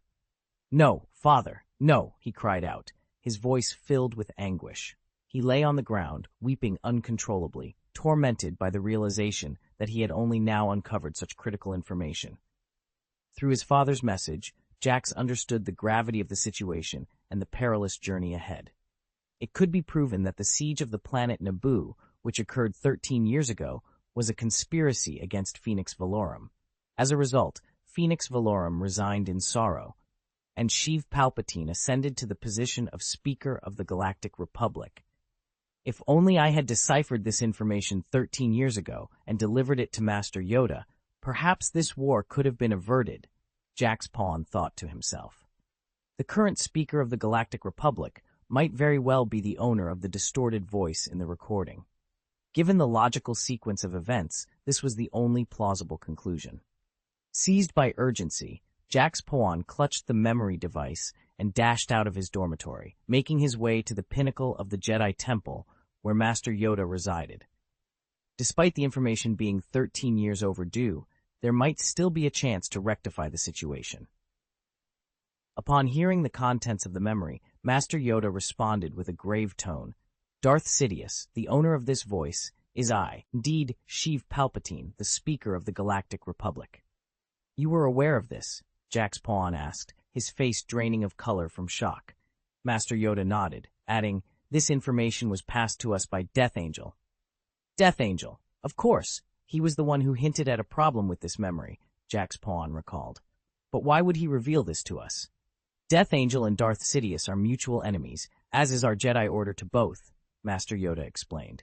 It seems Death Angel sought to benefit from this rivalry. However, it's puzzling why he didn't present this information directly to us, instead choosing to conceal it so deeply that it took over a decade to uncover. Jax Pawan pondered this, then realized, had we known this more than 10 years ago, we might have been able to force Palpatine to resign. This could have prevented a direct confrontation between the Jedi Order and Darth Sidious. Master Yoda agreed. The time to act is now. We cannot avoid conflict with Darth Sidious any longer. But what can we do, Master Yoda? I've reviewed the recording multiple times, and while it logically implicates Speaker Palpatine, there's no direct evidence. We can't just accuse him without solid proof, Jax Pawan argued, and taking such an action would mean openly opposing the Speaker. What if the recording is a fabrication? The more Jax Pawan considered the implications, the more terrified he became. The idea that Death Angel had orchestrated this plan 13 years in advance was chilling. With just a simple recording, the Jedi Knights found themselves in a quandary. To publicly impeach Speaker Palpatine would mean severing ties with the Galactic Republic. If the recording was authentic, discussing it would be justified. But if it was fake and without direct evidence, how could they accuse Palpatine? Yet, ignoring the situation was not an option. Allowing a Sith Lord to control the Galactic Republic and manipulate the Jedi Order for his own ambitions was unthinkable. Master Yoda, Jax Pawn asked, his voice trembling as he turned to the silent Master Yoda. Master Yoda inhaled deeply, took the memory device, and said, "Return and rest for now." Master Yoda, how can I rest at a time like this? Jax Pawan protested anxiously. I will address this issue. You are not in a position to be involved at this moment, Master Yoda stated firmly. Without another word, he walked away, and with a wave of his hand, the door to the meeting hall closed behind him, sealed by an invisible force. Master Yoda, Jax Pawn called out, rushing to the door, only to find it immovably sealed by an unseen barrier. No matter how hard he tried, he couldn't open it. At such a critical juncture, he was left feeling helpless and anxious about the uncertain future. In the secluded meeting room reserved exclusively for the Jedi Council's urgent gatherings, Jax Pavan's voice echoed with increasing desperation. Master Yoda! Master Yoda! He called out, but the silence that followed was telling. There was no response. Meanwhile, in the Galactic Parliament building, within the confines of the Speaker's office, a different scene unfolded. Let's conclude this matter. Ensure the funds are transferred to Alcania Micro-Manufacturing Company without delay. We need the spotty clone troops assembled and deployed to the front lines as swiftly as possible, instructed Sheev Palpatine, addressing his deputy speaker, Mas Almeida. As they were discussing these critical matters, the office door swung open, revealing a figure barely reaching a meter in height. The air around him seemed to tremble with the intensity of his anger. It's none of your concern now, Mas Almeida. You may leave, Palpatine said, his voice laced with a warmth that didn't quite reach his eyes as he addressed the deputy speaker. Turning to the newcomer, he greeted, Master Yoda, welcome. Sensing the charged atmosphere, Masal Maeda quickly saluted Master Yoda and made a hasty retreat. "Ah, Master Yoda, to what do we owe the pleasure of your visit at this late hour?" Palpatine began, but he was cut off mid-sentence. Master Yoda, raising his hand, silenced him. The air seemed to carry a memory, a whisper of a plan long in the making. The abrupt intrusion of promotional content and the call to download an app disrupts the narrative flow and immersion. For a seamless reading experience, it's essential to focus solely on the unfolding story, ensuring that each character's actions and dialogue contribute meaningfully to the plot's advancement. In this revised version, the focus remains tightly on the interactions between the characters, removing any extraneous elements that do not serve the story. Chapter 1439, Shaking the Core. In the heart of the wizarding world, an unprecedented event was unfolding, one that would be etched in the annals of history. The atmosphere was charged with tension, anticipation, and a hint of fear. It was a day that would see the very foundations of the magical community shaken to their core. The sun hung low in the sky, casting long shadows across the grounds of Hogwarts School of Witchcraft and Wizardry. Students and faculty alike were gathered in the Great Hall, an air of solemnity pervading the vast room. At the head table, the headmaster stood, his expression grave as he prepared to address the assembly. "Ladies and gentlemen, students of Hogwarts," he began, his voice resonating through the hall, "we stand on the brink of a momentous occasion. A discovery has been made, one that challenges the very fabric of our understanding of magic." Whispers filled the room, curiosity and concern mingling in the air. The headmaster paused, allowing his words to sink in before continuing. "This discovery pertains to the ancient and mysterious artifact known as the Coruscant Stone. Long thought to be a myth, it has been found to exist, and its powers are beyond anything we have ever imagined." A collective gasp echoed through the hall. The Coruscant Stone was a legend, a tale told to young witches and wizards, its existence never proven until now. The Coruscant Stone has the ability to amplify magical power to an unprecedented degree. However, it is not without its dangers. Its power is so great that it can corrupt those who are not strong enough to wield it, the headmaster explained, his tone somber. The room was silent, every person hanging on his every word. "It is for this reason that we must act with caution. A team of our finest witches and wizards will be assembled to study the Coruscant Stone, to unlock its secrets and ensure its safe use." The headmaster's gaze swept across the room, meeting the eyes of students and faculty alike. "This is a time for unity, for bravery, and for wisdom. We must come together, pooling our knowledge and strength to face this challenge. The discovery of the Coruscant Stone is not just a test of our abilities, but of our character." He paused, allowing his message to resonate with his audience. "Let us move forward with courage and determination, mindful of the responsibility that rests upon our shoulders. Together, we will navigate this uncharted territory and ensure the safety and prosperity of our world." As the headmaster concluded his speech, the great hall erupted into applause, a sense of resolve filling the air. The discovery of the Coruscant Stone had indeed shaken the core of the wizarding world, but it had also ignited a flame of hope and unity among its people. In the days that followed, the team of witches and wizards set to work, their efforts shrouded in secrecy. The magical community waited with bated breath, aware that the outcome of this endeavor would shape the future of their world. And so, the saga of the Coruscant Stone began, a new chapter in the rich tapestry of the wizarding world, filled with promise, peril, and the unyielding spirit of those who sought to protect it. Volume 2, Chapter 1440, The Lure. In the dimly lit room, the atmosphere was thick with tension. Harry Potter, now older and more experienced, stood at the center, his eyes scanning the faces of his companions. They had gathered here, in this secret location, to discuss a plan that was as dangerous as it was necessary. "We need to draw him out," Harry began, his voice steady despite the weight of their mission. "Voldemort has been hiding in the shadows for too long, and it's time we took the fight to him." Hermione Granger, her brow furrowed in concentration, nodded in agreement. "But how do we lure someone as cunning as Voldemort into the open?" she asked, her mind already racing through possible strategies. Ron Weasley, ever the loyal friend, chimed in. Whatever the plan, you know we're with you, Harry. But we have to be smart about this. We can't afford any mistakes. Harry appreciated his friend's support. Over the years, they had faced countless dangers together, and he knew he could rely on them now more than ever. I've been thinking, he said, pausing to gather his thoughts. Voldemort seeks power above all else. If we can convince him that there's an ancient artifact, something that could give him an edge, he won't be able to resist.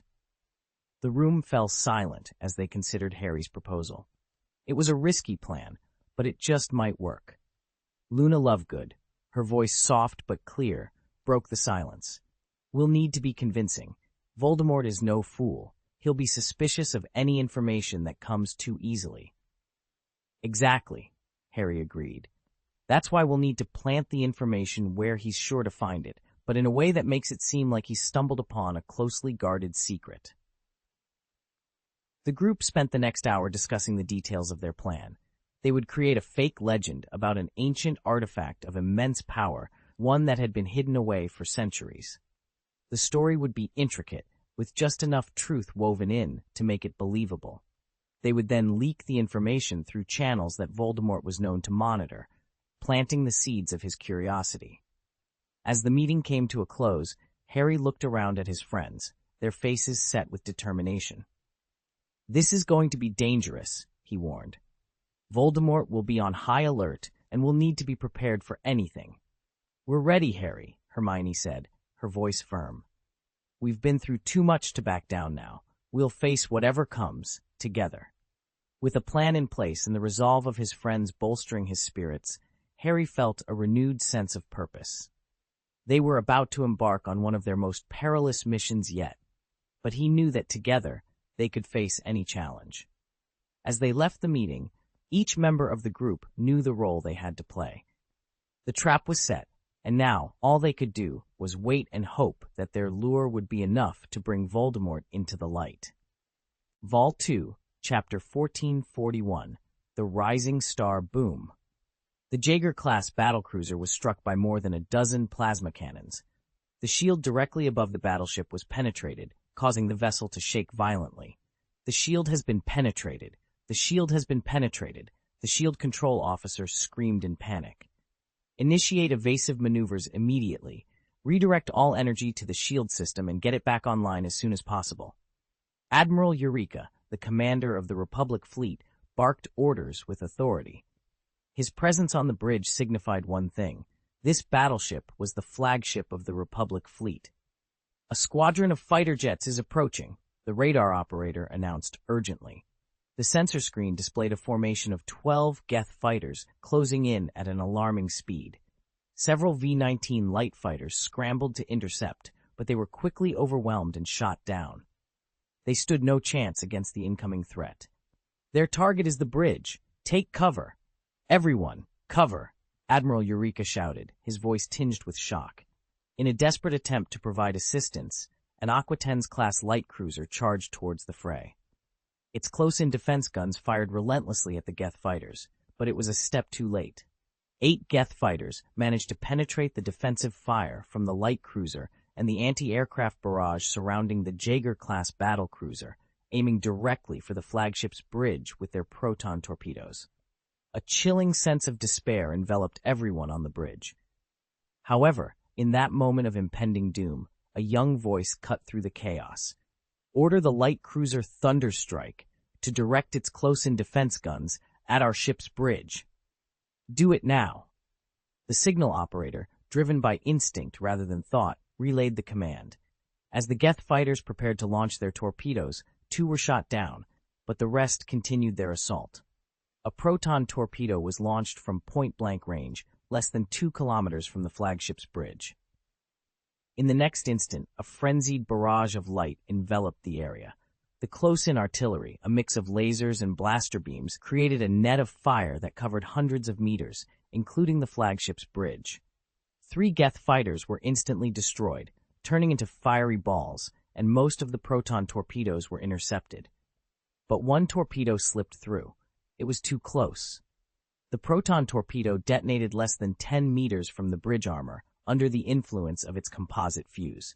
A devastating explosion ensued. Despite the bridge being sealed and the observation portholes closed, the explosion's force was unstoppable. The Thunderstrike's anti-aircraft guns, now targeting the bridge, widened the breach in the armor. A deluge of lasers and turbolasers poured through the gap, wreaking havoc inside the bridge. The airtight hatch was quickly sealed, isolating the breach, but the damage was done. In less than a second, the bridge was in chaos. Equipment and personnel were scattered, with casualties everywhere. The battleship's control console was severely damaged, rendering the vessel temporarily combat ineffective. Suddenly, the cover of a console burst open, and a young man in a Republic Navy uniform tumbled out, his uniform still smoldering. His badge identified him as a major. This young officer was the one who had made the critical decision to have the Thunderstrike fire upon their own bridge, a decision that, while drastic, had potentially saved the ship from complete destruction. Major Gilad Perrine, serving as a staff officer in the 2nd Squadron of the 7th Army of the Galactic Republic, found himself in the midst of chaos. Just 6 months prior, as a lieutenant, he had played a pivotal role in the Battle of Janfadal. His strategic insights had been crucial in delaying the offensive maneuvers of the 4th Group and the United Fleet of the Interstellar Banking Association, compelling them to retreat. Despite the battle's outcome not preventing the workers' revolution on Janfadal, Gilad's ingenuity did not go unnoticed. Admiral Eureka, recognizing his potential, had him transferred to his staff team. The situation turned dire when the near-defense guns of the Thunderbolt were fired upon them. Reacting swiftly, Gilad sought refuge behind the chassis of a mainframe, its robust shell offering the best protection in those critical seconds. As he rose from his makeshift shelter, the devastation on the battleship's bridge was palpable. The brief but brutal assault by proton torpedoes and close-in defense guns had wreaked havoc. The bridge was a scene of tragedy, with at least half of the personnel present either dead or severely injured. Amidst the chaos, Gilad's eyes searched for Admiral Eureka, eventually finding him injured but alive behind a console. Despite his grave injuries, the Admiral's concern was for the fleet. "Our fleet retains over 2/3 of its strength. We can still counterattack," Gilad assured him, even as medical personnel rushed to the Admiral's aid. With a firm grip on Gilad's arm, Admiral Eureka, struggling for breath, imparted his final command, entrusting the fleet to Gilad's leadership. Left momentarily stunned by the weight of the responsibility now resting on his shoulders, Gilad quickly regained his composure. He made his way to the communication department, pushing aside debris and assuming control of the damaged but operational backup communication system. With a clear and determined voice, he broadcasted to the fleet. "Attention all ships. This is the flagship Mingxing. I am Major Gilad Perrine, Fleet Staff Officer. Admiral Eureka is incapacitated, and I will be assuming command temporarily. I vow to lead us to safety." In that moment, Major Gilad Perrine stepped up, ready to navigate the challenges ahead with the same determination and ingenuity that had marked his service thus far. Vol 2, Chapter 442, Escape from Birth. At this moment, on the outskirts of planet Doran, the Galactic Republic fleet finds itself in a precarious situation. Comprising 20 Jaeger-class battlecruisers and 33 Arcutans-class light cruisers, the fleet has been forced into a defensive stance. This fleet, known as the 2nd Squadron of the 7th Army of the Galactic Republic, has faced significant challenges. Following the capture of Oddmantle, the capital planet of the 8th Army of the Republic, and the subsequent flight of Governor Fan Ke, the 8th Army was declared destroyed. However, the destruction was not as complete as it seemed. Only a few core planets, including Ord Mantell, were lost. A vast expanse of territory under the 8th Army's jurisdiction still remained under the control of the Galactic Republic. In response, the Supreme Strategic Command of the Galactic Republic restructured the 8th Army, transferring its remaining jurisdictions to the 7th Army and instructing it to reorganize its defenses to counter the Geth invasion. The 2nd Squadron, now under the command of Admiral Eureka with Gilad Perrine among its ranks, was formed from the remnants of the 8th Army. Their mission was to reinforce planet Doran, which was under attack by the Geth, by deploying over 40,000 clone soldiers to intercept the Geth fleet outside the planet. These clone troopers, produced by Camino were retained in several Northern Galaxy legions, despite being phased out in other theaters, due to the formidable threat posed by the Geth. Deploying such a large clone army was an unprecedented move, indicative of the desperate circumstances. Upon arriving at planet Doran, the Second Squadron quickly realized the formidable nature of their adversary. The Geth fleet, though outnumbering the Republic's, consisted mainly of smaller vessels, including 18 cruisers measuring 300 meters, about 70 destroyers at 150 meters, and over 50 frigates at 80 meters. Under normal circumstances, a fleet of smaller ships would stand no chance against the Republic's kilometer-class battleships. However, the Geth fleet was anything but ordinary. Each Geth battleship functioned as a single Geth entity, housing tens of thousands of Geth units to achieve the computational power necessary to control a vessel of its size. This unique configuration allowed the Geth ships to focus solely on armor, energy, weapons, and engines, without the need for life support systems or artificial gravity. As a result, the firepower of a 300-meter Geth cruiser could rival that of a Jaeger-class battleship. Moreover, the Geth warship's maneuverability far surpassed that of standard vessels, enabling them to employ hit-and-run tactics effectively. By dividing, encircling, and isolating Republic ships, the Geth fleet leveraged its numerical superiority and agility to devastating effect, swarming over isolated Republic vessels like a plague of locusts. The flagship of the Second Squadron, the Jaeger-class battlecruiser Mingxing, found itself besieged by Geth warships, teetering on the brink of destruction after a fierce battle. In this dire moment, Gilad Palayon, the interim acting commander of the Second Squadron, took a decisive stand in front of the communicator. With a tone brooking no argument, he commanded, "If you wish to survive, abandon all current engagements and rally to my position. We need to form a tight formation, no more than 200 meters apart." A voice of disbelief crackled through the communication channel, challenging his orders. "No more than 200 meters? Are you out of your mind? Combat regulations dictate a minimum safe distance of 10 kilometers between two warships." Palayon's response was sharp and unyielding. "This is our only chance. I don't have time to explain. As your acting commander, I order you to comply immediately. Any refusal will result in immediate arrest, and command will be transferred to your deputy." Despite the initial resistance, the strict hierarchy and discipline within the Galactic Republic's army prevailed. It had been over 2 years since the war began, and the importance of obeying military orders had been deeply ingrained in every soldier. Reluctantly, the warships of the Second Squadron began to maneuver towards the flagship Mingxing, braving the onslaught of Geth artillery. "All ships, follow my lead. Position yourselves according to the coordinates I've provided. We cannot afford any errors," Palayon commanded, his gaze fixed on the holographic combat star map before him. His staff team worked feverishly, using quantum computers to calculate the precise positioning for each battleship as per Palayon's directives. In the meantime, the bridge of the Mingxing had sprung back to life. Thanks to the efficient work of the damage control and medical departments, the injured were receiving treatment, and the debris and casualties had been cleared. Replacement personnel were quickly assigned to their posts, ensuring the ship's operational capability was restored, an essential factor for Palayon to execute his bold strategy. Under his leadership, the remaining battleships of the Second Squadron began to converge, forming a dense spherical formation with the Mingxing at its core. This arrangement allowed each warship's artillery to focus on a narrowly defined area, ensuring a concentrated and comprehensive coverage of firepower. Additionally, the fighter squadrons encircled the fleet, effectively transforming it into a formidable hedgehog. This formation significantly reduced the Geth warship's superior maneuverability and maximized the Republic fleet's firepower. However, the formation also had its drawbacks. The close proximity of the ships increased the risk of collisions, and by sacrificing mobility, the Republic warships became easy targets for the Geth, who could simply unleash their firepower in the fleet's direction without needing precise aim.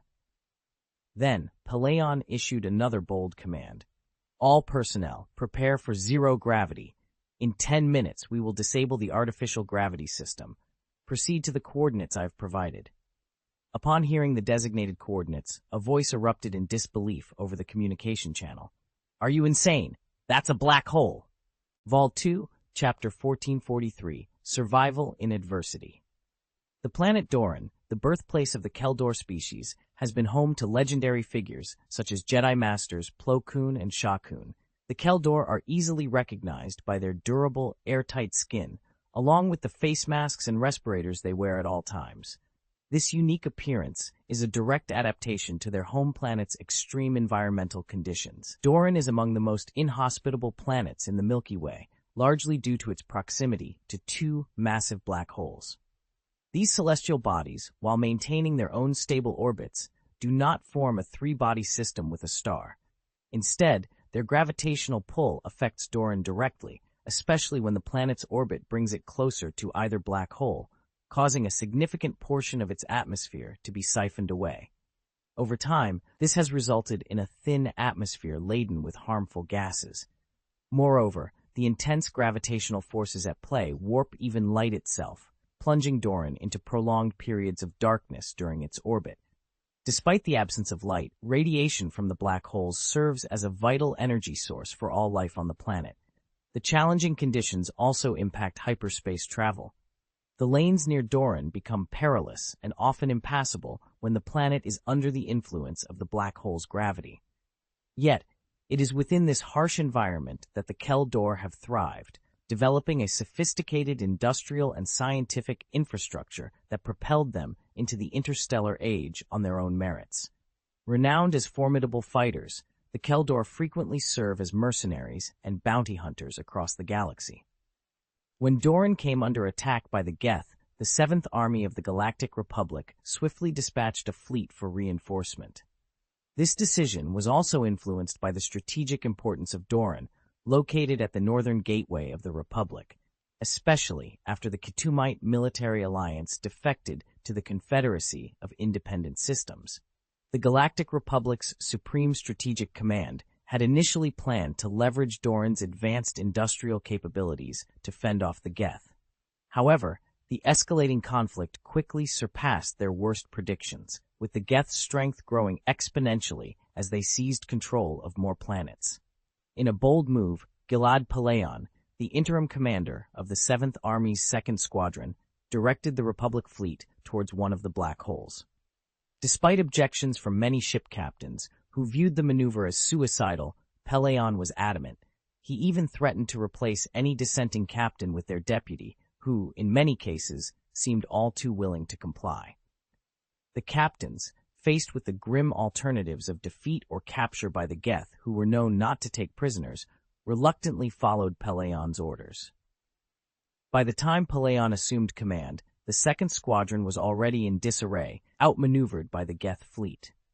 Continuing the fight as they had been would only postpone the inevitable defeat. Surrender was not an option, as the Geth were not known for their mercy. Thus, in a desperate bid for survival, the fleet plunged towards the black hole, into the unknown. Facing the inevitability of defeat, Gilad Palayon made a decisive command. He ordered all fighters to return to their battleships, which then formed a circular formation reminiscent of a hedgehog. This strategy, relying on dense formations and concentrated firepower, was designed to counter the highly mobile Geth fleet. The initial results were promising. When stationary, the 300-meter-long Sri Lankan cruisers were at a disadvantage compared to the 137-meter-long Jaeger-class battlecruisers. This comparison alone highlighted the formidable capabilities of the Geth battleships. However, this strategy was akin to a delaying tactic, merely prolonging the inevitable and ensuring that a few more Geth warships would be destroyed before their own demise. Everyone, prepare for zero gravity. Turn off the artificial gravity tie system. Gilad Palayon's order echoed through the battleships. Crew members hastily secured themselves and their equipment, bracing for the sudden loss of gravity. As the artificial gravity was disabled, everything inside the battleships began to float, creating a tense and weightless environment. The Republic fleet, now in a tight formation, made a daring move towards a black hole, with the Geth warships in hot pursuit. The intense chase, coupled with fierce combat, led to some Republic warships being damaged and falling out of formation, quickly becoming easy targets for the Geth. Despite the chaos, Gilad Palaeon remained composed, issuing commands to close any gaps in the formation. Suddenly, every battleship experienced a violent shake. The artificial gravity was replaced by a much stronger force, pulling everything towards the front of the ships. A terrified crew member reported, "Sir, we have entered the gravitational field of the black hole. We're being pulled in." The gravity of a black hole is incomparable to that of a planet. While a planet's gravity might force a crash landing, a black hole's gravity is so immense that it can tear a ship apart, atom by atom, before dragging it into oblivion. The fleet was now in a dire situation, with the countdown to their end having begun. Alarms blared incessantly as a crew member, voice breaking with emotion, warned, "Sir, we're approaching the limit. If we continue, we won't be able to escape the black hole's gravity." "Hold on. If we can't make it, neither can the Geth battleships," Gilad Palaeon responded, his voice sharp with determination. As predicted, several Geth battleships previously in pursuit were caught by the black hole's gravity, spiraling uncontrollably before being consumed. The remaining Geth ships, recognizing the imminent danger, quickly retreated. "Sir," came another urgent call. Gilad Palaeon understood the implication without needing further explanation. Their ship had reached its limit and could no longer escape the black hole's pull. "Now, activate the anti-gravity system. Set the direction opposite to the black hole's pull. Full power to the engines. Let's get out of this black hole's grasp," Gilad Palaeon commanded, rallying his fleet for one final desperate maneuver to escape the deadly embrace of the black hole.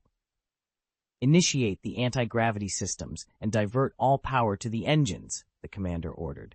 With precision, the battleship's anti-gravity systems sprang to life, channeling every ounce of energy into their engines.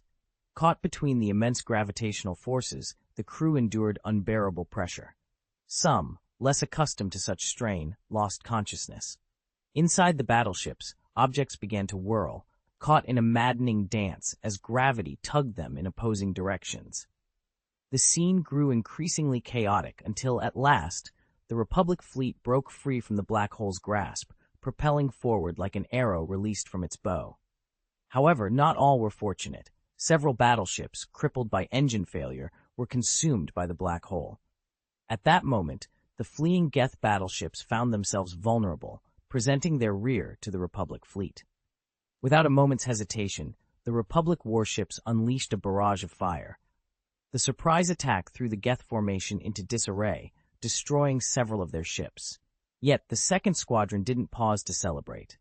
Seizing the moment, they activated their hyperspace engines, daring to escape the battlefield and the chaotic pull of the black hole. Meanwhile, on Coruscant, the heart of the Galactic Republic, the atmosphere was tense. 2 days had passed since the assassination of Speaker Palpatine, leaving the Supreme Council of the Jedi Order, under the leadership of Shaak Ti, grappling with their next move. The options were bleak: confront Darth Sidious and be branded traitors, or do nothing and await their doom.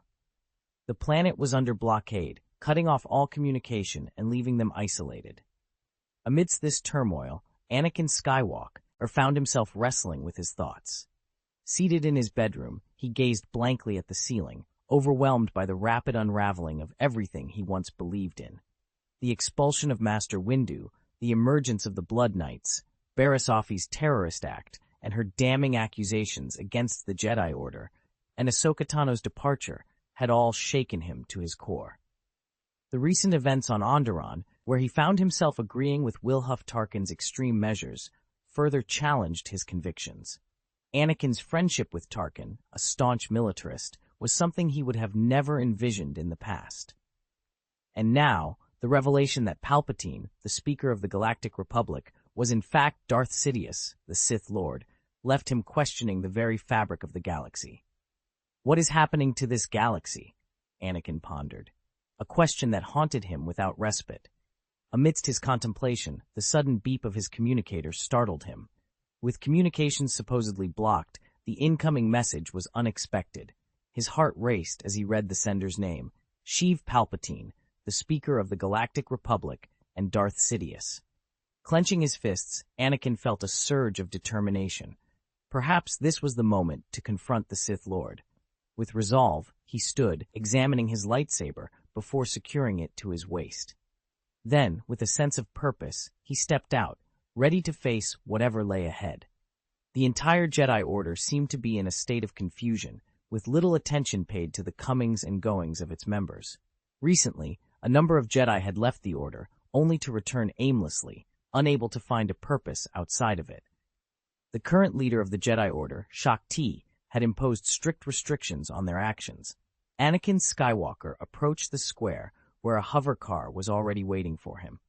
Without a word, he entered the vehicle, and the droid driver immediately set off towards the Parliament building. The journey was smooth, with no traffic or obstacles to slow them down.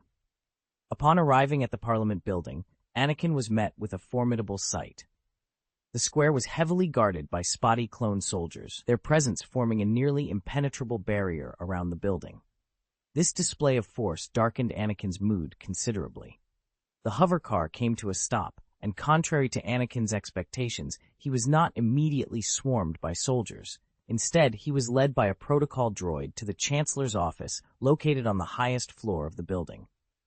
As he stood at the door, Anakin paused to take a deep breath. Oddly, there were no guards stationed outside. Yet, Anakin was acutely aware that behind these doors awaited the individual responsible for thrusting the galaxy into turmoil, the Sith Lord, Darth Sidious. Gripping the hilt of his lightsaber, Anakin prepared himself for confrontation. Though he did not activate the weapon, he was ready for battle. The door slid open quietly, and he was greeted by a weak, familiar voice that left him momentarily stunned. "Thank you, Governor Tarkin. We must send more reinforcements to planet Doran. We must prevent the fall of planet Doran. We cannot afford to lose the Keldor people. Cuff. The scene before Anakin was not what he had expected, and he found himself grappling with the reality of the situation. Vol 2, Chapter 444, A Sith Story, Part 1. Before arriving, Anakin Skywalker had envisioned countless scenarios. He had prepared himself for the possibility of being ambushed by a multitude of soldiers upon his arrival, for a sudden confrontation with a powerful Dark Lord, or even for an attack by fighter jets en route. He had even entertained the absurd notion of encountering Count Dooku upon opening a door. His resolve was firm. The moment an enemy appeared, he would not hesitate to wield his lightsaber. However, the reality before him was far from what he had anticipated. A gravely injured speaker of the Galactic Republic, still diligently attending to his duties. This was the Palpatine he knew, a man whose friendship with Anakin had spanned over a decade. 13 years earlier, following the Battle of Naboo, Sheev Palpatine was elected speaker, and Anakin Skywalker, under the tutelage of Obi-Wan Kenobi, joined the Jedi Order. From that moment, Palpatine took a special interest in Anakin. In those early days, when Anakin was still acclimating to his new surroundings, Palpatine offered encouragement and support. As the representative of Naboo, he wrote letters praising Anakin's heroics during the Battle of Naboo, lauding him as the savior of the Naboo people. At that time, Anakin found little favor with some of the Jedi Order's elders and felt isolated in Coruscant. Palpatine, however, provided him with much-needed encouragement. He eagerly inquired about the details of the Naboo battle, asking Anakin with genuine curiosity how he managed to single-handedly destroy the massive droid control ship. It was akin to receiving praise for an impressive feat, only to have someone delve into the specifics, asking about each step of the achievement. Naturally, Anakin developed a favorable impression of Palpatine, especially considering he was only 10 years old at the time. Over the years, Palpatine continued to offer Anakin subtle assistance. Whether it was providing intelligence, a spaceship, or having an official overlook certain actions, these gestures made Anakin feel comfortable without feeling privileged or pitied. As Anakin matured, Palpatine shared his governance philosophy, expressing his vision of transforming the Galactic Republic into a powerful, united regime free from exploitation and oppression. Palpatine's tireless efforts towards this goal were always evident to Anakin. And now, as Anakin entered the speaker's office, he was met with a scene that underscored Palpatine's dedication. Even in the face of serious injury, he remained concerned for the Republic. Palpatine was reclining on a sofa, connected to medical equipment, while a medical droid attended to his wounds. The office was in disarray, as if it had been ransacked by a pack of wild animals. Metal statues that usually adorned the office were toppled and shattered. Upon seeing Anakin enter, Palpatine coughed and addressed Governor Tarkin. "Go. Although your Fourth Army currently has no combat missions, I entrust you with the logistics work on the northern border. Cough. Ensure cooperation with the Seventh Army to halt the advance of the Geth. Cough." Wilhuff Tarkin nodded, offered Anakin a slight smile, and then exited the office. Now, in the vastness of the speaker's office, only Anakin and Palpatine remained. Palpatine waved his hand with a smile. "Please forgive me for not informing you immediately after the incident, Anakin. At the same time, the Geth had already repelled the second branch of our Seventh Army. The fleet has landed on the planet Doran. I did everything within my power, even deploying the retired Kamino clone army in hopes that they could protect Master Plo Koon's homeworld from the Geth onslaught." "You are the Sith Lord. You've been deceiving me all this time," Anakin Skywalker exclaimed, igniting his lightsaber, its blue blade stopping mere inches from Palpatine's face. "I never lied to you, Anakin. I never said I wasn't a Sith Lord, did I?" Palpatine responded calmly, unafraid of the lightsaber before him. "Remember, had I told you in the theater last week, that wise, powerful, and life-creating Sith Lord was my master. Why? Why start a war? I trusted you so much, and now you reveal yourself as a Sith Lord." Anakin was on the verge of breaking down, his voice filled with hysteria. "A Sith Lord, yes," Palpatine continued with a smile, "a person who has devoted himself to the Republic, sacrificing almost everything. Even now, he fights for its unification. A Sith Lord," he chuckled bitterly. "Now, I am weakened. With your power, you could easily kill me, removing a Sith Lord from this galaxy." Palpatine coughed, his voice weakening. "You have grown so much, Anakin. I am very relieved." He then closed his eyes. "You." Anakin thrust his lightsaber forward, but stopped short of Palpatine's head. Palpatine opened his eyes and asked, "Why did you stop? Killing me should be your duty, as taught by the Jedi Order." "I need answers. Where is Master Yoda?" Anakin demanded, his expression grim. "He attempted to kill me, and I defended myself," Palpatine replied lightly. "He was seriously injured and not at his best, so I overcame him." "You killed him?" Anakin's eyes filled with rage. Palpatine shook his head with a wry smile. "No. The damage I inflicted wasn't as severe as that of the dead angel. You might wonder how I know. It's not hard to tell. The dead angel mastered the power of death, leaving very unique scars." "So where is he?" Anakin pressed. "I don't know. He disappeared," Palpatine admitted. "Disappeared?" Anakin was momentarily stunned, then furious. "Do you expect me to believe your lies?" "Use the Force to perceive, Anakin," Palpatine suggested calmly. "Your master, Obi-Wan Kenobi, trained you well. You should be able to sense that Master Yoda is not dead. As for his whereabouts, I truly do not know. Honestly, I did intend to kill him." Anakin raised his lightsaber again, but paused to use the Force. He could indeed sense Master Yoda's faint presence, but couldn't pinpoint his location. Seeing Anakin's confusion, Palpatine smiled and spoke in his usual gentle tone. "If you're willing to spare me a few more minutes, would you care to listen to a story? A story from the West." Anakin remained silent, giving Palpatine the opportunity to continue. "My father was a nobleman on the planet Naboo. I lived a carefree life in my youth, holding great respect for my father for his elegance and dignity. My dream was to follow in his footsteps, contributing to Naboo, and if possible, representing its people in the Galactic Senate," Palpatine shared, his voice tinged with melancholy. "But that dream ended when I was 17. My father died, along with my mother, my siblings, even the household staff. None survived that hell. Why?" He turned to Anakin, his expression somber, leaving the question hanging in the air. Palpatine's revelation about the plasma mines on Naboo struck a chord with Anakin. "My father opposed the trade of plasma mines, not just because of the environmental damage, but also due to the potential for conflict with the Gungans. Naboo is a planet of peace, and it should not be dragged into war," Palpatine explained, his voice tinged with regret. "However, my father's stance was not popular. Before any war could erupt, my family was destroyed." He paused, the weight of his memories evident in his sigh. "At 17, I became an orphan. I've stopped trying to pinpoint who was responsible. What I do know is that the Naboo regime, in collusion with the Interstellar Banking Association, exploited the plasma mines ruthlessly, amassing vast profits.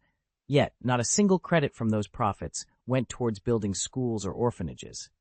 The luxurious royal yachts of Naboo, the advanced N-1 starfighters, these were all funded by the plasma trade, even at the cost of waging war with the Gungans. Palpatine's gaze met Anakin's.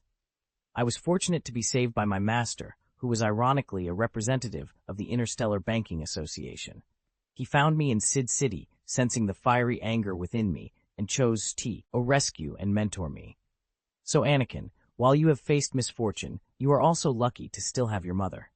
As for me, he trailed off, unable to continue. After composing himself, Palpatine shared more of his past. It was then I discovered my affinity for the Force, and having witnessed my family's tragedy, I was drawn to the dark side. You must understand the anger and despair I felt, questioning why my family was torn apart. Anakin's thoughts drifted to his own mother, his fists clenching as he listened. Palpatine continued, his voice growing firmer. I realized that the wrong individuals held power. The galaxy is rife with corruption, malfeasance, and bribery. Corporate behemoths exploit underdeveloped planets, enslaving entire populations for profit. This exploitation and oppression are widespread, Anakin, and even Naboo was transformed from a serene planet into a tool for the greedy nobility. Exhausted, Palpatine's tone softened. I aim to change this. The Galactic Republic must be strengthened, with stricter laws to eliminate those corporate giants who shirk their social responsibilities. Government agencies must be reformed, bureaucracy streamlined. Our focus should be on the national interest, ensuring that those who contribute to society can thrive, regardless of their background. The parasites within the government, they will only serve to nourish the state. With a trembling hand, Palpatine pointed to his desk, his mechanical prosthesis reflecting his resolve. To achieve this, I must rise to the position of Supreme Chancellor. This was the conviction that fueled Palpatine, a belief he held even as he eliminated his former master, Darth Plagueis. In a twisted turn of fate, it was he who orchestrated the demise of his own family. Born out of wedlock, he was never embraced by his father, forever marked as an outsider. It was Darth Plagueis who saw the potential within him, nurturing the seeds of darkness that lay dormant. Under the sinister influence of Plagueis, Palpatine was driven to commit the unthinkable, the complete annihilation of his family lineage.